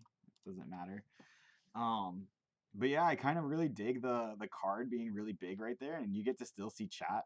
I'm kind of really liking it. The only thing is I have to figure out a good way to show the image of the card. And I'm pulling these from FABDB, and so they look a little not as clear. Where if you rip them from the actual LSS website, I think they're super clear. But hey, there's a handful of you guys in here still hanging out. I think we have one more round. Pretty much we're going to try to find out whoever's playing for first place and walk away with that cold foil. We are playing for the last round of the Oldham mat this time around, or the Oldham kit. So they are pretty much going to get a foil Oldham, a cold foil, a cold foil hammer. What's up? Where's Zoe? Is she not She's over there. Oh, I thought she was eating back And then we have some polar blasts to give out. It's gonna be a fun time. We're gonna throw it back to the Be Right Back screen for a quick moment. Like I said, I don't want to leave you guys there too long, and there's only a handful of players here, so I think we're gonna be able to jump straight into the next game. Please don't go anywhere, and if you can, it would mean a lot to me if you guys shared the stream somewhere. We're trying to get a few people in here. I mean, it's right before Nats. We're in Orlando. It's like this is like the Nats backyard. And thank you guys so much for watching so far, and we will be right back.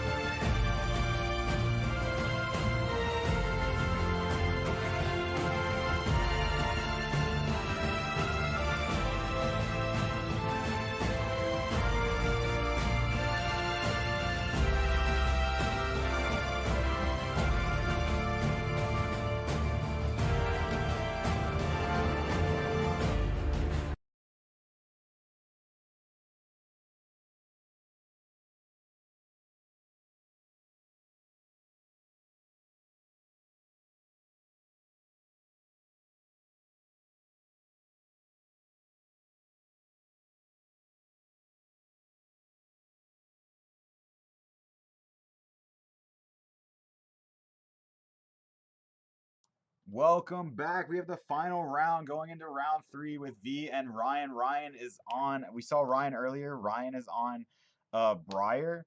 That is not, I mean, that is young Briar, but he's on, this is obviously old Briar.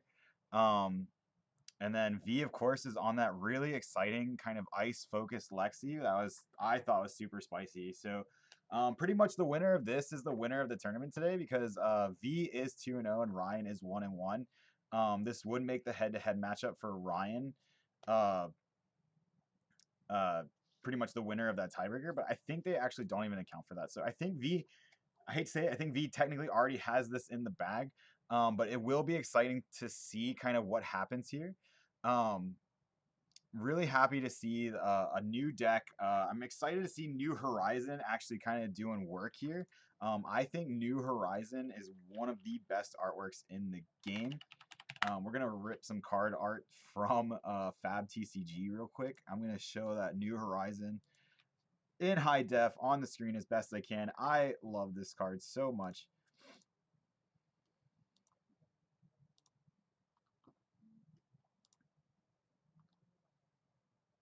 Who's excited to see this matchup? I certainly am. I think it's going to be great.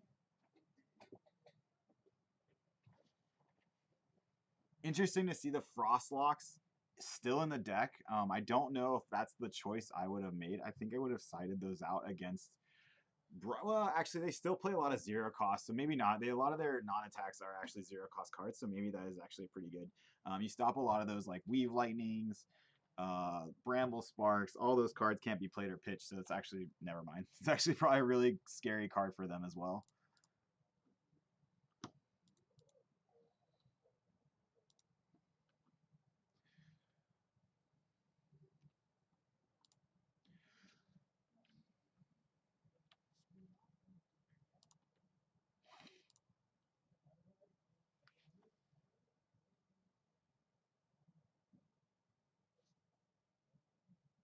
Interesting to see here. We have 2 cards up in Arsenal now, thanks to that New Horizon, and because of Voltaire allowing us to load 2 arrows every turn.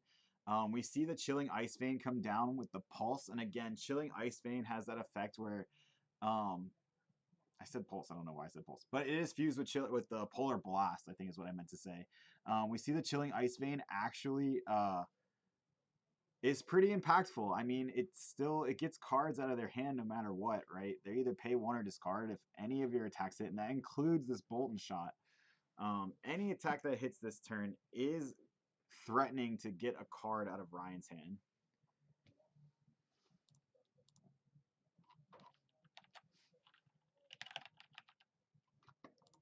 Oh yeah.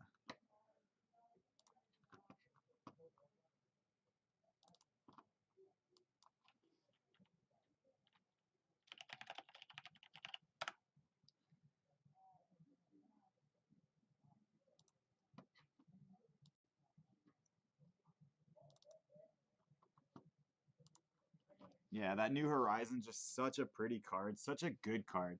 Allowing you to have 2 Arsenal slots, basically. What it says is if you have a face-up card in Arsenal, you just have another Arsenal slot. However, if New Horizon is ever destroyed, all cards in your Arsenal get destroyed. Not just like, it's not like you go back down to 1, you get to pick. You do lose all cards in your Arsenal.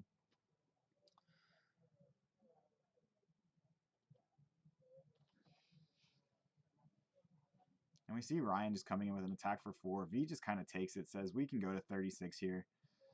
Not really worried. We're going to flip up the Polar Blast. You're going to get a Frostbite token. Your next turn is going to be worse. And I'm probably going to play this Frostbite token, or this Polar Blast. You have a choice to make. Either my next attack gains Dominate, or it doesn't if by paying a certain amount of cost here, right? So it looks like that was the red one. So Ryan choosing not to pay here. So the next attack will have Dominate. And because it was played from Arsenal, V also gets to draw a card. And we're going to go into the 3 of a kind drawing 3 more cards. And look at that hand from V. I think that's, what, a 5-card hand. However, you know from this point on, any of the buff cards are probably not going to be played. You'd have to, the only way you could really play a buff card from this point on is if you load a Bolton shot with Voltaire, and then Bolton shot hits and you get to reload any card. You could load a buff there, but It looks like we're just going to fire the Chilling Ice Beam. We are going to fuse it with another Polar Blast, so we know we're actually going to have to deal with another Polar Blast next turn. And I just really think this deck from V is just really spicy, and I kind of love it. Every turn you're threatening their hand. You're saying, like, you're going to have to play on my terms. You have a Frostbite token already. I'm threatening getting other cards out of your hand. The one thing is that 3 of a Kind is live, so you don't have to worry about things like you don't have to worry about like a Lightning Press or a Razor Reflex or anything like that, because those cards, there's no cards in Arsenal and you can't play any cards from hand. So you know pretty much as the attacks come down, that's pretty much what they're going to be attacking for. Oh, and then just a Searing Shot, and Searing Shot is pretty crazy. Searing Shot says if this hits, you're gonna you lose an additional life as well. And we just see Ryan actually block with a Command and Conquer, and that's actually pretty devastating because Command and Conquer is actually one of the strongest cards to use against any Rangers, especially one with 2 cards in Arsenal, because Command and Conquer says it actually destroys all cards in Arsenal. So if V had 2 cards in Arsenal at the end of this turn, it would threaten both of those cards and kind of demand a block. But we see Ryan actually block with that card this time around. We're going to use the Voltaire one more time. I think we might have already used Voltaire both times. Maybe. Or we're just deciding which arrow we actually want to put, if any. Because again, I think Ryan's actually out of cards. I see 2 cards in pitch and 2 cards defending. So a Remorseless actually does very little here because Ryan's guaranteed to just pass his turn. Yeah, we're just going to Arsenal a card and move on. Because again, how much are we really threatening Ryan at this point with a Remorseless? Kind of pointless, right? So I think that was really smart to hold it there. Save the gas for later. You've already done this turn's job, which is get every single card out of Ryan's hand.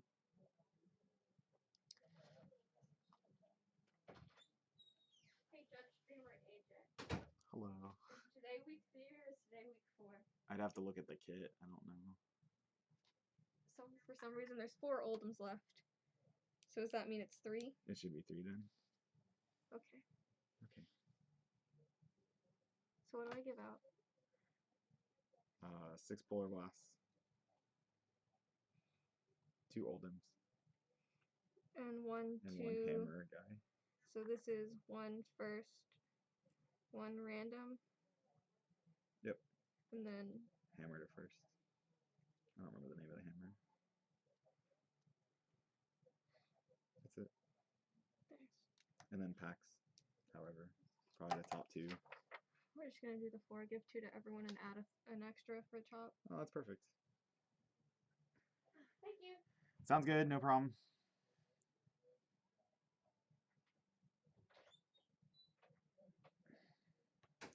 And yeah, it's just so exciting to see a deck like V's work, honestly. Like, it's doing so well. And I want to kind of bring up Frostbite tokens because we haven't really seen too much come out of the Frostbite token. Like, what looks like too much, but I actually think it's done more work than what is kind of like obviously apparent, right? I think it's actually done enough to like really slow down. There we go. Really kind of slow down exactly like what they're trying to do. Like I said, it has cards and activated abilities you control cost an additional 1, right? So pretty much Lexi's ability says you flip a card up in your arsenal. If it's a lightning card, your next attack gains go again. If it's a frost card or an ice card, give your opponent or give a target player a frostbite token, right? So this is kind of crazy because every time you flip up an ice card, especially something like a Polar Blast where you kind of want to play it from arsenal anyway, you not only do you get to draw the card, you make them have to decide if you wanted to dominate. Speaking of which, there it is. Exact play I was talking about. Now Ryan has a choice to make. He has to say, do I want your next attack to dominate? Am I going to block it anyway? But you have to make the decision now without knowing what the attack is. Then Polar Blast also says if it's played from Arsenal, you get to draw a card. Then on top of that, you also get a Frostbite token, so you know your next turn is going to be more difficult. And right now, we haven't really seen Ryan do much on his turn. Like, I think he threw one, like, 4 attack out that was, like, not even fused or anything, just a generic 4. Hasn't really been that impactful. However, these turns have just been pure gas. We just see, I don't know if Ryan's playing the long game and trying to get to the point where, like, fatigue strategy, hoping that V runs out of arrows, but I think V's doing enough damage, like leaking enough damage to where it just doesn't seem like that's really a viable line of play. And it really is kind of on V right now to try to like just really put on the pressure. And we see just another Polar Blast. I wonder if there's literally 9, because it just feels like there's always a Polar Blast ready to go. I mean, it is like probably like one of the best cards to have in your arsenal as Alexi. A lot of times, if you have an attack in your arsenal as Alexi that's either Ice or Lightning, I mean, Lightning's not too bad because you can give it go again, but the Ice cards as an attack in your arsenal feel really bad because you have to use them to get them out, which a lot of times if you're attacking with an Ice card, it's just not very impactful. Whereas the Polar Blast, it has a lot of effects, right? You get to draw a card, which helps with fusing. You get to try to get a card out of their hand. It turns out Ryan is actually going to pay the cost of this Polar Blast, saying like, "Hey, I think Ryan's on the block you out turn," and we see another 3 of a kind. I think 3 of a kind is just so wild in a Lexi deck. Interesting enough, we didn't see any other buffs come out beforehand, so we won't be seeing any more again unless we see the Bolton shot play like I talked about earlier. But we're just going to fire a Blizzard Bolt, and I believe this one has the effect where if it hits, they just create a Frostbite. I think Ryan is at the point where he just does not give any, he's not giving anything to Frostbite.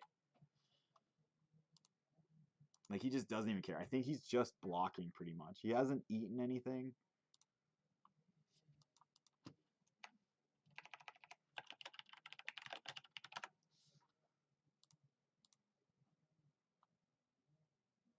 We just see him block as much as he can. He's at 28.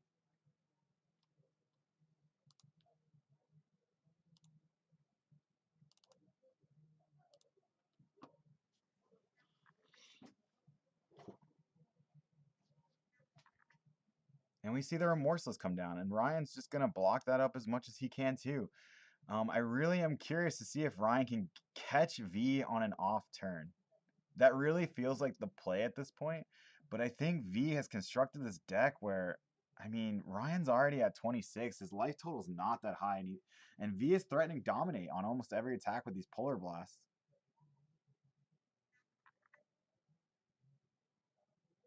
And I just don't think the Briar deck is really made to handle a fatigue strategy. And there it is again, just another Polar Blast. Ryan has to make the decision pretty much immediately. Am I going to let this have dominate? Which gets another card out of my hand anyway, and that's why I think Polar Blast is kind of just like the kind of like one of the best cards in this deck right now, and it's really put in a lot of work. You know, we're seeing it so much. Let's get a Polar Blast on stream. So every one of the elements has kind of had this, like, if you play it from Arsenal, you get to draw a card. I think the Earth one is probably the least impactful.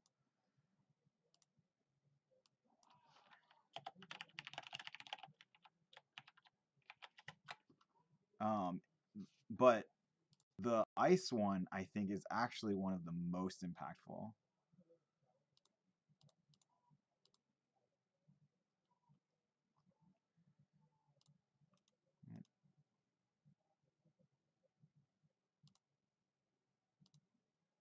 There we go.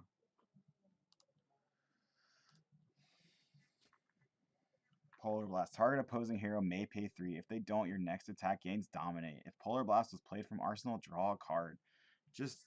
It's just so good. It's everything this deck wants to be doing right now. And I just want to shout out the collective. I mean, oh, this is round 3. I need to do better about updating that. But I just want to shout out the collective. They are awesome. Everyone here is a great friend of the channel. Super great. Zoe's kind of our TO, at least like our scorekeeper. She makes sure that everyone reported properly. Make sure that the rounds fire on time. Danny's kind of just been helping out with all odds and ends here, and it's just been wonderful. And shout out to them because I also want to. I'm shouting them out because I also want to talk about. If you don't know, there is a huge, huge tournament we are planning for Thursday. This coming Thursday, it's gonna be a blast, and I hope to see you guys there. Um, Pretty much, it's classic constructed. And wow, we actually see Lexi is going to flip up a Pulse of Voltaven, which is going to give the Go Again and the Frostbite token.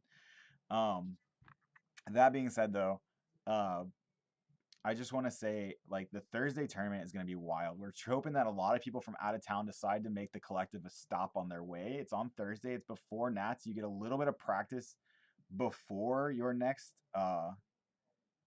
before national starts, and we're giving away some wild prizes. We're going to have raffles. We're going to have Mortal Kombat, which if you guys don't know what Mortal Kombat is, it's something we do here at the store. It's where we roll off a random table and they're actually playing for a pack on top of prize support. It doesn't even come out of prize support.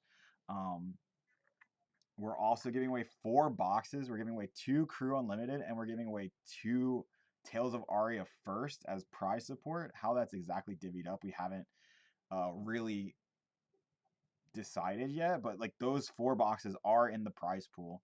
We're gonna give away a mat. I know I'm donating a mat that we definitely want it. Like we're gonna raffle off at some point. So there's gonna be a play mat. There might be other stuff too. So and who knows who will show up. I mean, it's just gonna be a lot of fun, and I hope anyone who's in Orlando for nationals, if you're here on Thursday and you're looking for something to do, look up the collective on the event finder. You'll find the event. It starts at 5:30, and we're hoping to fire the first round at 6. So it is classic constructed, and it's just going to be a lot of fun. And yeah, I think I can officially say Ryan is on the block out strategy. He's going to see if he can run V out of arrows before she can deal 40 damage, basically. I mean, V has to do enough damage. And that deck is actually looking a little thin.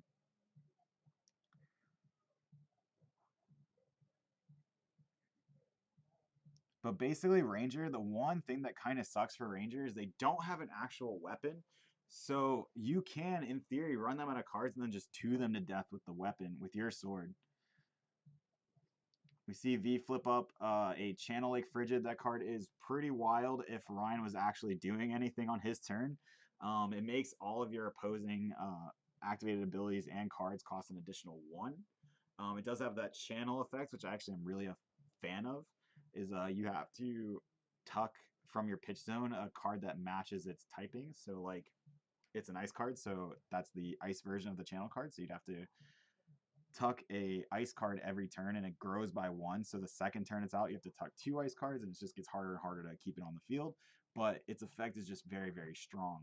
All the channel cards are actually very, very strong and hard to keep on the field. Hey, there's 6 of you watching right now. Thank you guys so much. I know we're competing with UK Nats right now, and if you've made us your home for today, thank you so much, and I just really appreciate it. If there's anything you guys want to talk about on stream, let me know. But yeah, thank you guys so much. I'm just gonna leave Polar Blast up. We have the Chilling Ice Vein coming down again. That's another card that threatens to strip cards out of Ryan's hand. Talked about it a lot. Don't know if we're going to see anything really happen here other than Ryan just blocking out. He is doing his best, and it looks like V might be catching on a little bit. Might be trying to hold cards, like thinking like, oh, I have to have cards that like threaten something, right? And so Ryan coming down with a Ball Lightning, I almost think you just let this hit. What does the Ball Lightning really do at this point when you're up 14 life and Ryan's done nothing but block? And yeah, like what does this really do? So if V had let both of these through, so you would have got hit by 4 and 5, you take 9, go to 25, which does even up the game a little bit, but then you just go back to Ryan blocking every single card anyway. So if anything, blocking with the Bolton shot here kind of fits in Ryan's like wheelhouse. I know that's like a weird thing to say, but and now you like I guess you also give Ryan the embodiment tokens, but I think you just need the cards more than he does at this point. Like basically your life is irrelevant. Oh, we see that Ryan should have pitched an extra one. I think it was fine. I think we caught it anyway. I think V caught it anyway. But yeah, so V I think is on this game where like really her life total is the cards in deck. It's not the life total on the screen at all.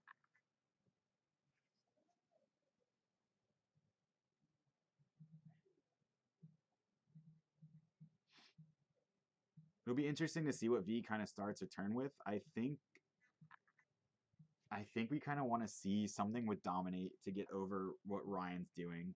You have to be able to pump a card, and we do see the Channel Lake Frigid come out.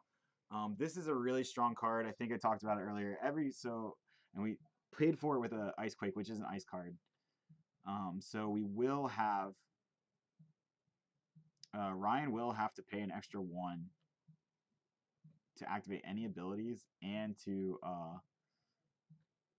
play any cards basically. So I really think his next turn's probably, I think we're back to, this doesn't have Go Again unless, oh, it probably does have Go Again. We probably gave it Go Again with Voltaire. However, I think we're back to Ryan just defending a lot at this point. Possibly. It did, like, we saw a little bit of life out of him last turn. He did play the Ball Lightning into the Snatch. So that was nice to see, kind of something coming from the other side. And then we just have the Chilling Ice Vein. I think both of these cards were played without fusing. V had no cards in hand at that point. So, yeah, I think it's just a Chilling Ice Vein, and it's really curious to see if Ryan lets this hit or not.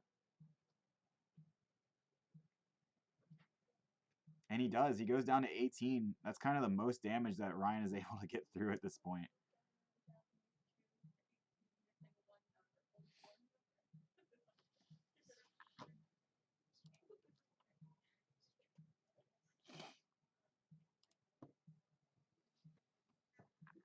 So now we go into Ryan's turn. He does have to pay for this, which is actually hilarious. This Satch is normally a free card. Usually costs 0 and hits for 4, and if it hits, draw a card. However, because of the Channel Lake Frigid out, so yeah, actually he does have to pay the 1 there. So to use the Snapdragon Scaler. So now he's had to pay what normally would be a free turn. He's actually had to pay 2 for.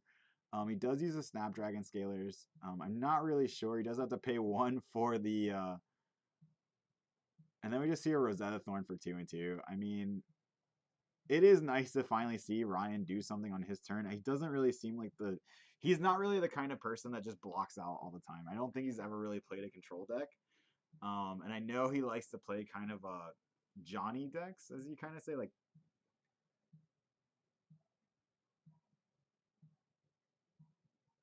I think he went to make an embodiment of Earth token for the Sword Swing, but we know that doesn't work like that. So V is going to take up the Tunic to 3. We still have Channel Lake Frigid out. So now if we want to keep the Channel Lake Frigid, we actually need to keep 2 cards, 2 ice cards in pitch, which I don't think is going to probably happen here. But we do see we're back on Polar Blast. We've found we found the rest of the Polar Blast, I think, at this point. I'm pretty sure V's on 9 of them. I think that is amazing. I think this deck is actually probably one of the most fun decks I've seen. Voltaire mixed with ice cards is really interesting. I mean, I guess that makes sense, right? I mean, it's hard to give the ice cards Go Again, and Voltaire kind of does that for you.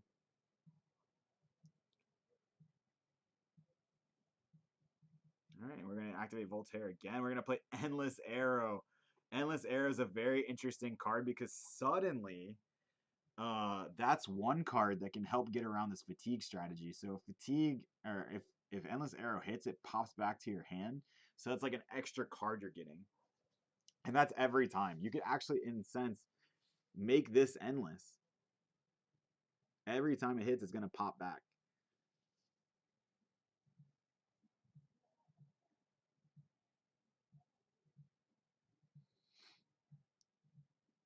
I think it's coming in for 5 now. If this doesn't have go again, you would have given it 1 with Voltaire. And we're going to see Ryan activate Crown of Seeds. Now, Crown of Seeds is a really interesting choice in a Briar deck. Just because I don't know how much on the defensive you want to be.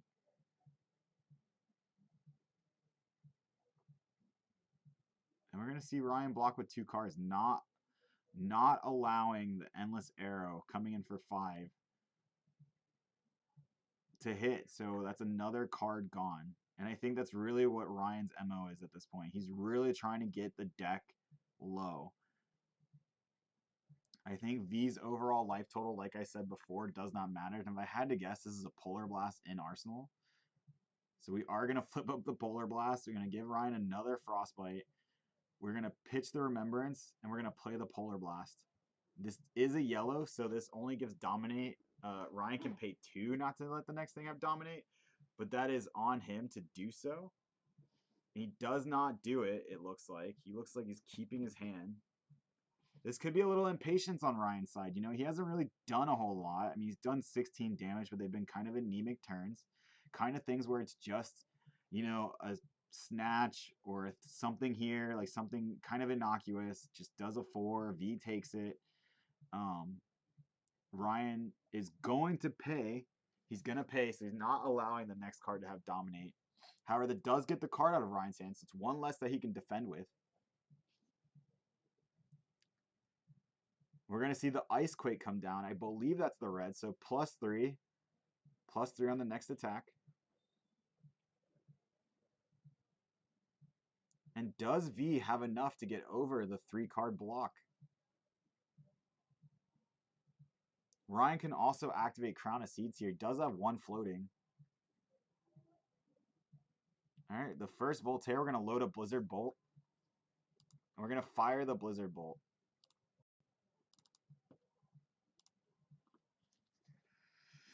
I think this is a blue one, which doesn't really feel that great. And we're going to block with 2 cards, which I think does actually block. Oh no. Ryan is going to take 2 here, so we're getting there. V is kind of probably trying to eye up that deck. You know, things are starting to get kind of thin there.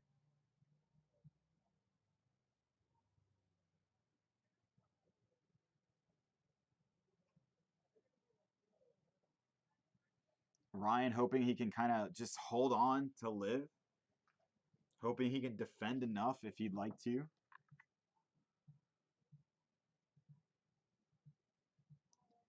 This has been a kind of an interesting game to watch for our game game 3, our final round here at the Collective. Classic Constructed Tournament. We do have a draft going on as well. That is not being streamed today. But we have a lot of good players there playing in that draft. Bagel TCG, great casting. Thank you so much, man. Thank you so much for watching, and I really appreciate the kind words. Thank you, thank you, thank you. And we see another Channel Lake Frigid come down, so that's going to make Ryan's turns a little more anemic as they've already been. We haven't really seen him do a whole lot again on his turns. And then we finally see the Chilling Ice Vein come down. So Chilling Ice Vein, I do think that is a blue or a yellow one. So it's not going to be hitting for very much. The Ice Quake does buff it a little bit.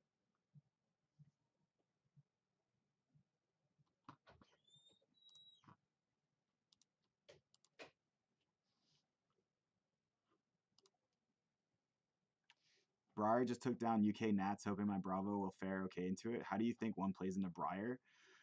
Briar's a combo deck from what I've seen, so you have to threaten their hand a lot. And I think, actually, funny enough, I think this Ice Lexi deck would give that Briar deck a run for its money because it's been putting on work. I mean, every card has threatened either to cost more, like put more pressure on their hand, make them pay more than they want to. It's just been really interesting to watch. And I'm really happy we got, you know, this is just our local stream, and I'm really happy I got to see it. Ryan's kind of adopted this strategy right now of just blocking it out and hoping he can hold on and make sure that the Ranger runs out of arrows. But I'm just not sure how correct that is. I mean, maybe because, like I said, it's been putting on work to where Ryan can't really do anything on his turn that's really impactful. So it'll be really interesting to see if he can kind of turn that around. Or just hold on and see if he can get to a point where V just doesn't have the arrows. I think we did see V pitch at least one remembrance, so I think that's kind of a good insulation to that gameplay. So hopefully that V will be able to actually, like, you know, recycle some cards and not just lose to fatigue. I was just thinking that it was Lightning Briar that won too. Yeah. It is at least an interesting strat to test. I don't think Briar can race the disruption at least. Yeah, because like chilling Ice Vein alone says you're not. And there we go, the remembrance. Like just like I said, hopefully we can. I hope there's two because I think two kind of make the fatigue strategy very difficult. But just one alone is pretty interesting. Oh, but we see a 3 of a kind get cycled back, which is maybe we can get to a point where we can put out more damage than Ryan can block with the 3 of a kind. Endless Arrow is a really interesting decision because again, it kind of puts it like back into your hand, so it's like almost worth 2 cards, as like at least 2. Where if it hits once, you get 1 card back. If it hits again, you get another card back. So I think remembrancing back the Endless Arrow is really strong. But yeah, like I said, the ice deck has been really interesting to see, like the chilling Ice Vein alone. Like I said, if any of your attacks deal damage, then they have to pay 1 or lose a card. So either way, you're getting a card out of their hand, which a lot of times can mean something is infused, something isn't buffed, they didn't play that non-attack action they wanted to, they had to pay 1 extra for it, and I just think it's really interesting to see. Is V really low on deck? I can't quite count it, but it looks like they're down to like 10, 15. Yeah, so that's kind of been like what's been happening is Ryan's just been blocking out, and I can't really tell too much what the count is left. But it does seem like it's been getting pretty low. V's deck seems very well thought out. I would totally agree. It's been a treat to watch. That's the best I can say. It's been really fun to watch. I'm really glad we got brought here. Oh, hey, Fab Arsenal, thank you for hanging out. Thank you for watching. Thank you guys also for watching and chatting. That's my favorite. I love interacting with chat. So thank you guys so much. All right, so we see that is a new arrow. Not a new arrow, but one we haven't really talked about.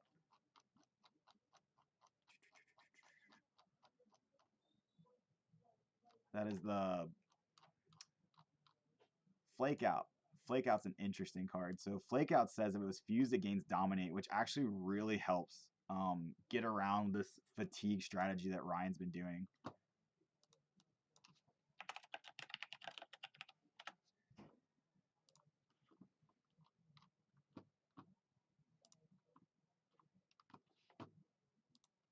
Also, it just has really cool art. We see Ryan finally crack back with just a played someone with Talishar Lexi. Interesting. We see Ryan just crack back with a E-Strike, finally doing something with Go again. We're just going to play a Tome from Arsenal in game 2. Now this actually goes back into Ryan's favor of actually getting through this fatigue. I like the card view panel.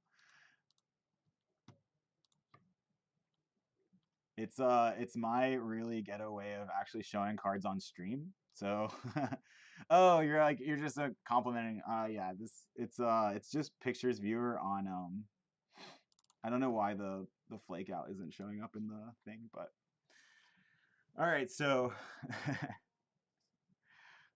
we do see the 3 of a kind come down, and like I said before, the 3 of a kind makes it so that the only buff card we're gonna see is this Icequake. The only thing that can get around that, I think, in V's deck that we've seen so far is a Bolton Shot.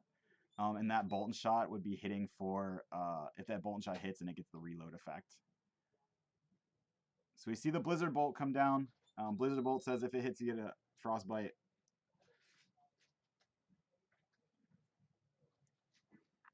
Evan's goaded, giving me fries. Yeah, you're good, man. This is huge, man. V's deck is super interesting. I'm playing Lexi in draft right now. It's been going well, except for the turn. I like keep on pressure, get like my opponent blocks if 2 cards in my hands, or like pays 1 for Winter's Bite or something, and then bam, hand of 3 Winter's Grasp and Icy Encounter. Oh man, has happened 2 games in a row. Unfort. It's very unfortunate. Ryan has done almost nothing on his turn. Big Steven, great commentary, guys. Thank you guys so much. Hey, we're up to 10 viewers. I think UK Nats just ended. I think someone had mentioned that Breyer took UK Nats. Breyer took it. The Braves player did a little bit of throwing. A little bit of throwing. A little bit of throwing. Tomfoolery. Mm-hmm. He fate foreseen, I think like a lightning surge or something. Double fate foreseen. Oh, it was an exude. So he blocked for like crush confidence. So it was coming in for 7. He blocks for crush confidence and then fate foreseens. And then like double fate foreseens and loses because of that. Playing around the lightning press, but you'll still have reaction steps. So yeah. It was like. So right now V is trying to navigate Ryan just blocking pretty much. Ryan has done nothing but block for the most part. I know V's at 17. Ryan's thrown out like a random E strike here and there that V has eaten. But pretty much Ryan has done almost nothing on his turns except block out. Definitely the right play here. I think without the dominate arrows from Shiver, it's very easy to do that. There's a few things that get around it. So V is on 9 Polar Blast, which is why Polar Blast is on the screen right now. So Polar Blast helps a lot because it always gets a card out of your hand or gives it dominate. So that's one thing. V is also on Remembrance. How much you played so far? I have no idea. Like 7. It's kind of because like Ryan's not to the point of health where like the dominate's gonna kill him, right? Which kind of sucks. So I'd like to see V like just hold him here. Probably a better play. She is also on Flake Out, which has Dominate built in. Yep. So it'd be really interesting to see. Ryan did gain 2 life at some point in this game with a Tome of Fiendel. Ooh. So it'll be really interesting to see if V can just get over for that 13 before the deck is gone. Ryan's deck is also not very small, or not very full either, to be fair. That's true, but at the same time, Ryan does have a weapon that does swing. You're right. So he just has to get to a point where he can swing and she can't. So, I mean, how many Remembrance does she play? Do you know? I have seen one. I don't know if there's been another one. I don't think she probably is not playing another one. Probably on one. Interesting enough to even be playing the one. One of the cards that she did cycle back with the Remembrance was a 3 of a kind, which I was kind of like, I don't know about that one, but I did like cycling back the Endless Arrow, because if Endless Arrow hits, it's like another card in your hand. Yeah, you just keep living it, basically. Ooh, we see a Bramble Strike fused with an Autumn Touch. So here's where it gets kind of crazy, where if Ryan can actually get cards out of... So if I'm V here, I actually don't even know if I block this at this point. It's at a ball lightning. Yeah, so it's coming in for 2 Arcane, 1 Arcane, 2 hits. Yep. Which, I mean, I'm assuming it's well. I don't see... Oh, yeah, the boots. If you're V here, though, I'm pretty sure you probably just take it. If you're not dying, I think you take it, because I think the cards in your deck are worth more than your life total. Agreed. But here's the other crazy thing. Ryan's going to get Embodiment of Earth tokens, which also makes your life harder. True. At the same time, though, a lot of those embodiment tokens, a lot of the non-attacks in the deck block for 2, so it's only bumping up to 3. It's really only relevant if this ball lightning does actually hit. I'm not sure what color either of those are. I think it's both yellows, which means it's swinging for 4, which is a good break point. Gets all in. Ooh, so you got 2 and 2. I think, again, you just take it. Yeah. Your life doesn't matter until it's lethal. At this point, though, like, Ryan is in a spot where he can actually take the game by attacking them. Right. So, I mean, it's been really interesting to see Ryan actually kind of, like, eke damage through when he can, and just kind of blocking out the rest of it. So that was on a 2-card hand, or a 3-card hand as well, I guess. Did Ryan not tunic last turn? I think he used it. Another Remembrance, so that's actually pretty huge. Ooh, yeah. Putting 3 cards back in deck. Be really interesting to see what V puts back here. Cash money. Alright, I'm going back to the draft. Goodbye, AJ. Later, man. Thanks for the fries. You're welcome. Toss a fry to your streamer. For real.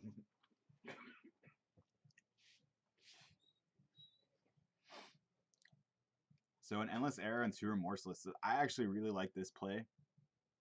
Getting back a lot of these high damage cards. And that deck for V is looking very small. These Remembrances have actually put in a lot of work. I would have really liked that first Remembrance to have put back 3 arrows and not the 3 of a kind, but, you know, hindsight. Probably thought put enough pressure with the 3 of a kind. Hey, and if you guys are hanging out this late, thank you guys so much. This has been an awesome round 3. This is kind of our final round here for today, just due to attendance. There's a huge draft going on as well, so this is like the one Armory event.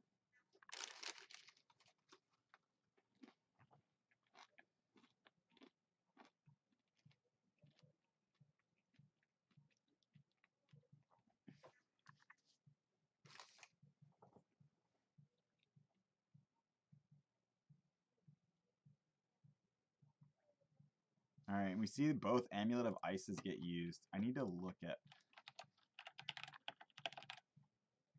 Amulet of Ice. Destroy Amulet of Ice. Target here discards a card unless they pay 2. That could actually be really huge. That makes it so Ryan's turn can't just be like threatening lethal as soon as it happens.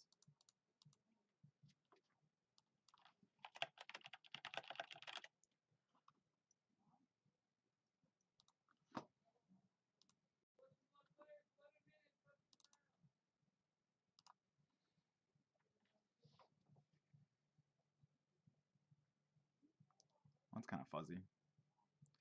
Yeah, we see V flip up the Ice Quake again from Arsenal. Give Ryan another Frostbite token.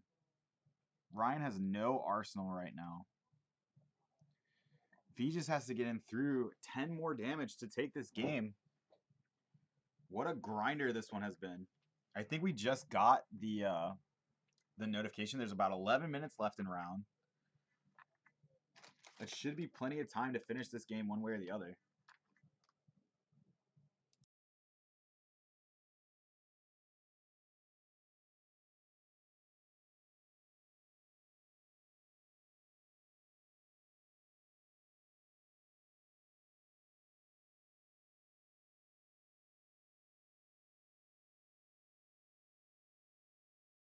These matches have been real juicers. Yeah, I mean, for a small Armory, this has been a pretty wild set of rounds. I do like the Remorseless here. Remorseless coming in for a buffed amount of damage. I believe that's a blue Ice Quake, so this would be 6.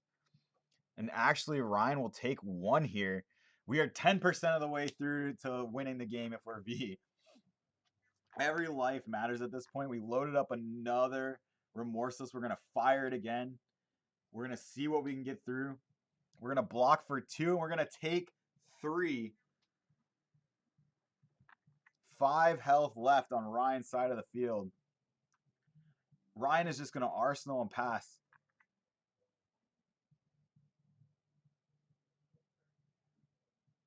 Can V find the damage? I think there's less than, like, there's at least less than 15 cards left in deck on V's side. I don't know if there's how much is left exactly, but it's very, very small on that side of the field. It's going to be really interesting if V can just sneak in damage. Really looking for Dominate here. Yeah, 1, 2, 3, 4, 5. I think there's like 7 or 8 as V was counting. I tried to count with, and I think there's about 8 there. That's not really representing that much damage. And Ryan's deck is actually not looking that great either. Ryan did Arsenal that 1 card. I wonder if that's a Ball Lightning or something to that effect, where it just doesn't block. Oh, we do have the... I don't know why that got saved so fuzzy. We do have the Flake Out. Flake Out dominated. It is coming in for 5 with Dominate. Maybe V can get in some more damage.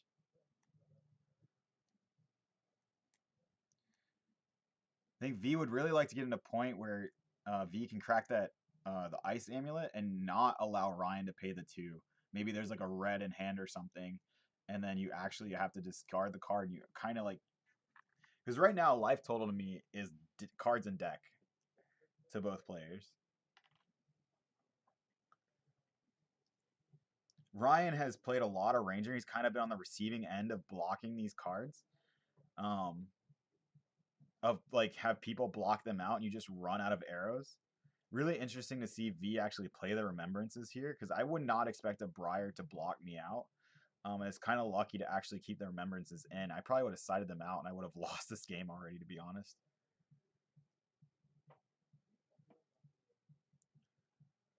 Ryan is going to use the Crown of Seeds, block 1 damage coming in. That does help get around the Dominate a little bit.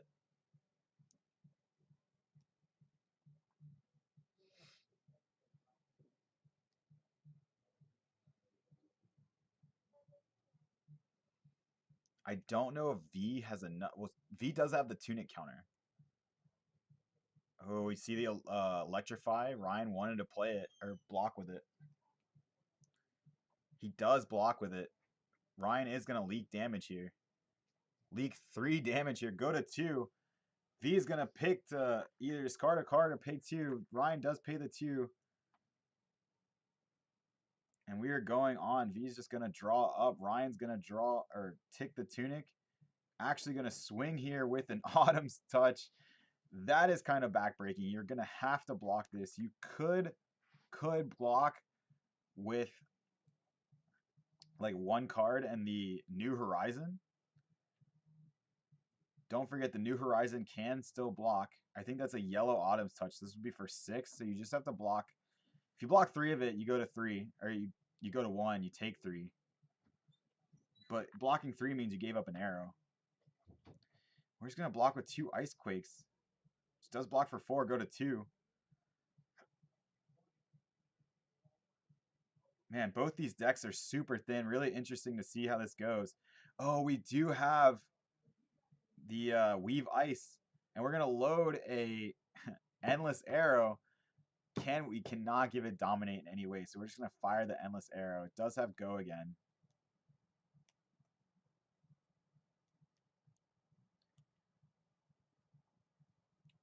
What cards are you giving up, Ryan?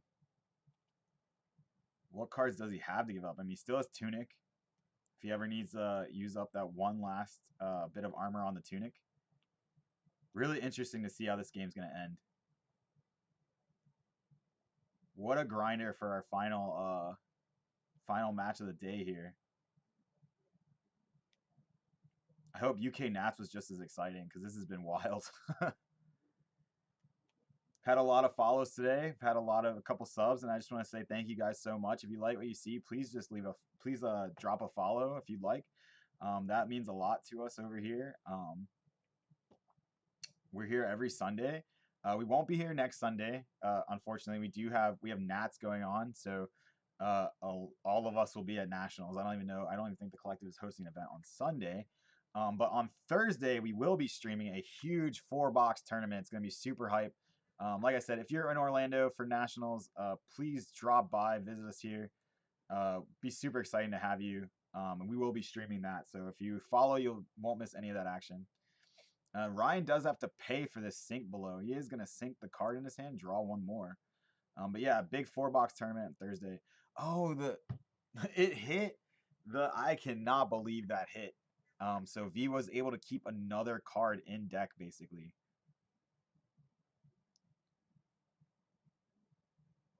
Now, can Ryan actually do something to where actually like threaten a swing? So Ryan's going to make a token with the gloves and then swing Rosetta Thorn. So it's kind of like a 3-cost Rosetta Thorn with less of an effect. So it's 1 arcane and 2 physical.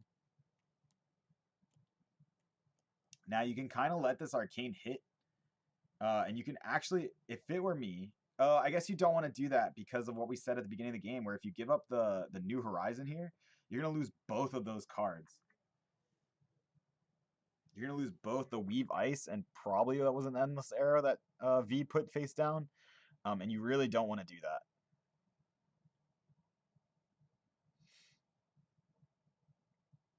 So we take the Arcane, and we are going to block with an arrow.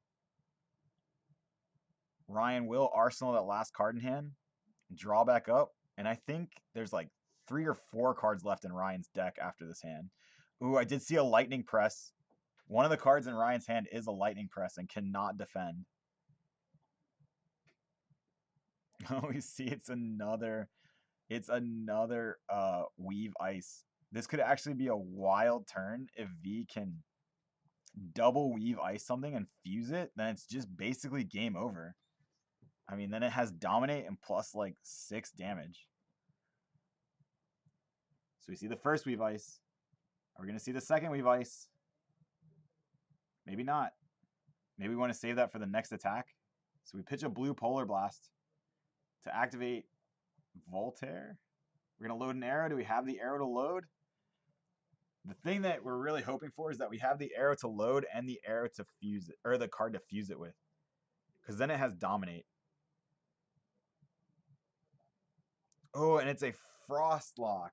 What a good card to have, too. Are we going to pay it? No, it's just going to be 6 damage.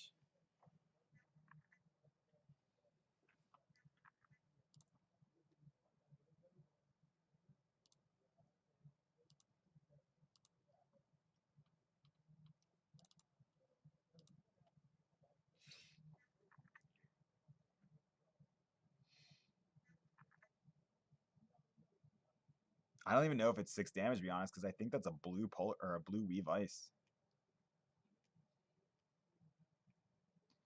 I do know one of the cards in Ryan's hand is a lightning press, which does not block. I wonder, we haven't really seen many lightning presses, so there might be a chance that Ryan's hand is actually multiple lightning presses.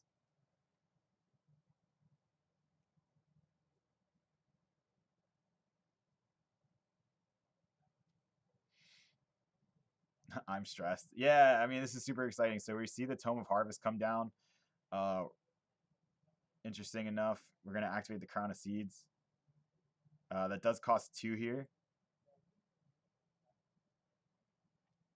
Oh, it actually costs all 3. So Ryan actually, because the Frostlock is in play, that actually costs all 3 resources to do that.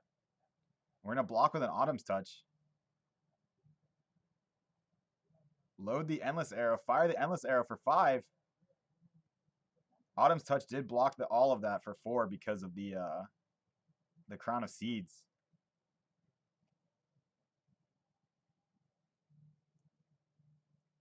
Oh yeah, and Frostlock is still active. So cards and activated abilities still cost that additional 1. And we're just going to double block here. So I believe the last card in Ryan's hand is that Lightning Press. And that is all the cards left in V's deck. We still do have the Weave Ice. If V can fuse an Ice or Elemental attack, this will probably be game.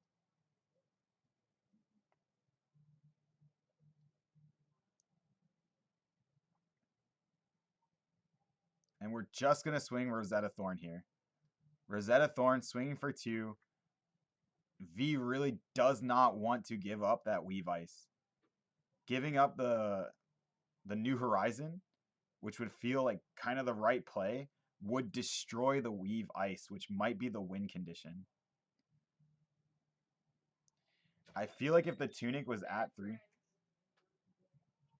I feel like if Tunic was at 3, this would not even be a choice.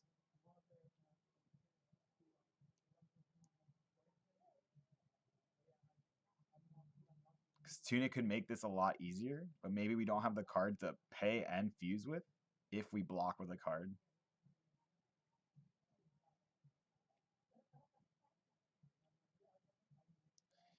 Ryan has plenty of cards in deck, probably about 8, looked like. Still has the Tunic and still has the Crown of Seeds.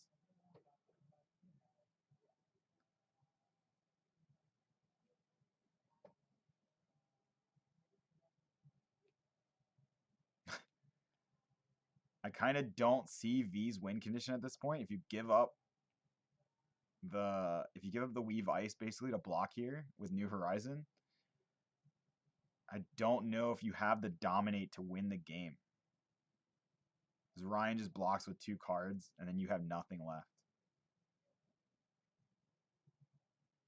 But I think you need the Weave Ice Dominate to do anything here. But even then, that might not even be enough because Ryan still has Crown of Seeds and the Tunic to block with. Not that Crown of Seeds blocks, but you know, activate Crown of Seeds, block with a card, and then block with Tunic. That's 5 damage, which a lot of arrows will probably come in for 5.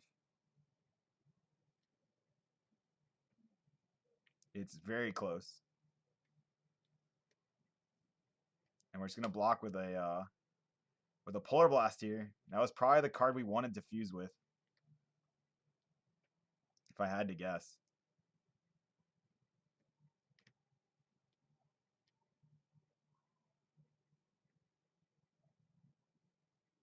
Yep, we're just gonna throw out a Blizzard Bolt.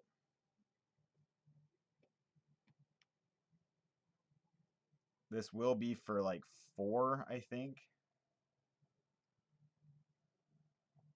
We're going to activate seeds here.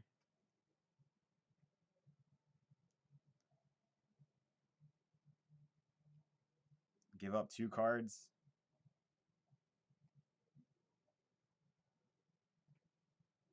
And I think Ryan's just showing like I have the Autumn's Touch.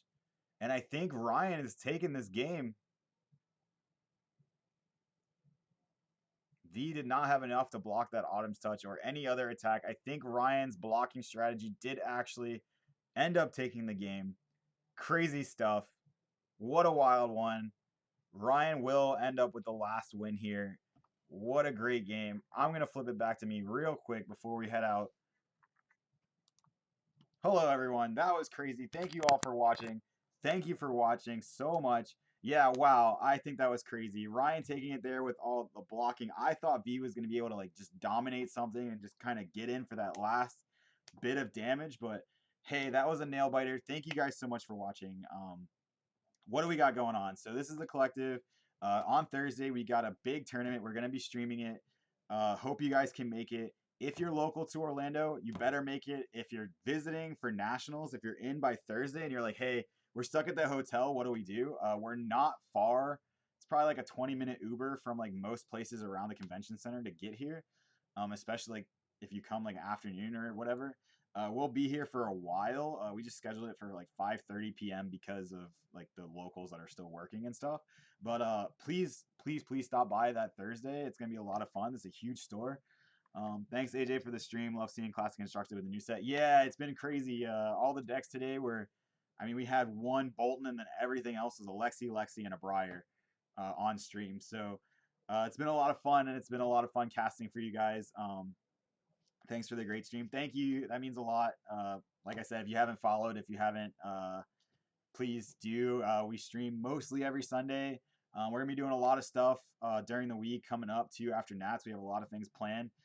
So I think it'll be a lot of fun. And thank you guys so much for watching. I'm going to throw it to like the Be Right Back stream, even though we won't actually be right back. I just think it's kind of like a cool outro. If you guys have any questions real quick, shoot them. I'll be here. I'm not really in a rush because we don't normally ever finish at 3. We usually have 2 more rounds of Swiss and a top 4, top 8. But today is just most players wanted to get some draft practice in, so we were able to like still fire a classic constructed event, but also like stream for you guys. I definitely haven't streamed a lot because we can talk about Dallas. We can talk about Cincinnati. I went to both those events. I lost my win in at Cincinnati.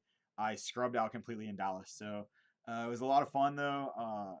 If you guys haven't been to Callings, they're so much fun. There's like so many events going on. If you haven't been to the collective, you need to. It's a lot of fun. So that being said, thank you so much for watching. We got up to double digits through UK Nats, and I wish we could have more going on, but that's going to be it for the stream. And like I said, follow along. It's going to be a great journey, and congrats to Flesh and Blood. Congrats to Collective. I think it's going to be awesome. And congrats to V. I think V technically still wins here just because the way Gem does tiebreakers, because V technically lost in the last round, and Ryan had lost, I believe, in his first round. So I think Ryan's going to take second, and V's going to take first still. So congratulations to everyone who showed up, and hope to see you Thursday and every Sunday almost after that. So, and good luck to everyone at Nationals. Either it's in America or wherever. Awesome. Thank you guys so much. Have a good one.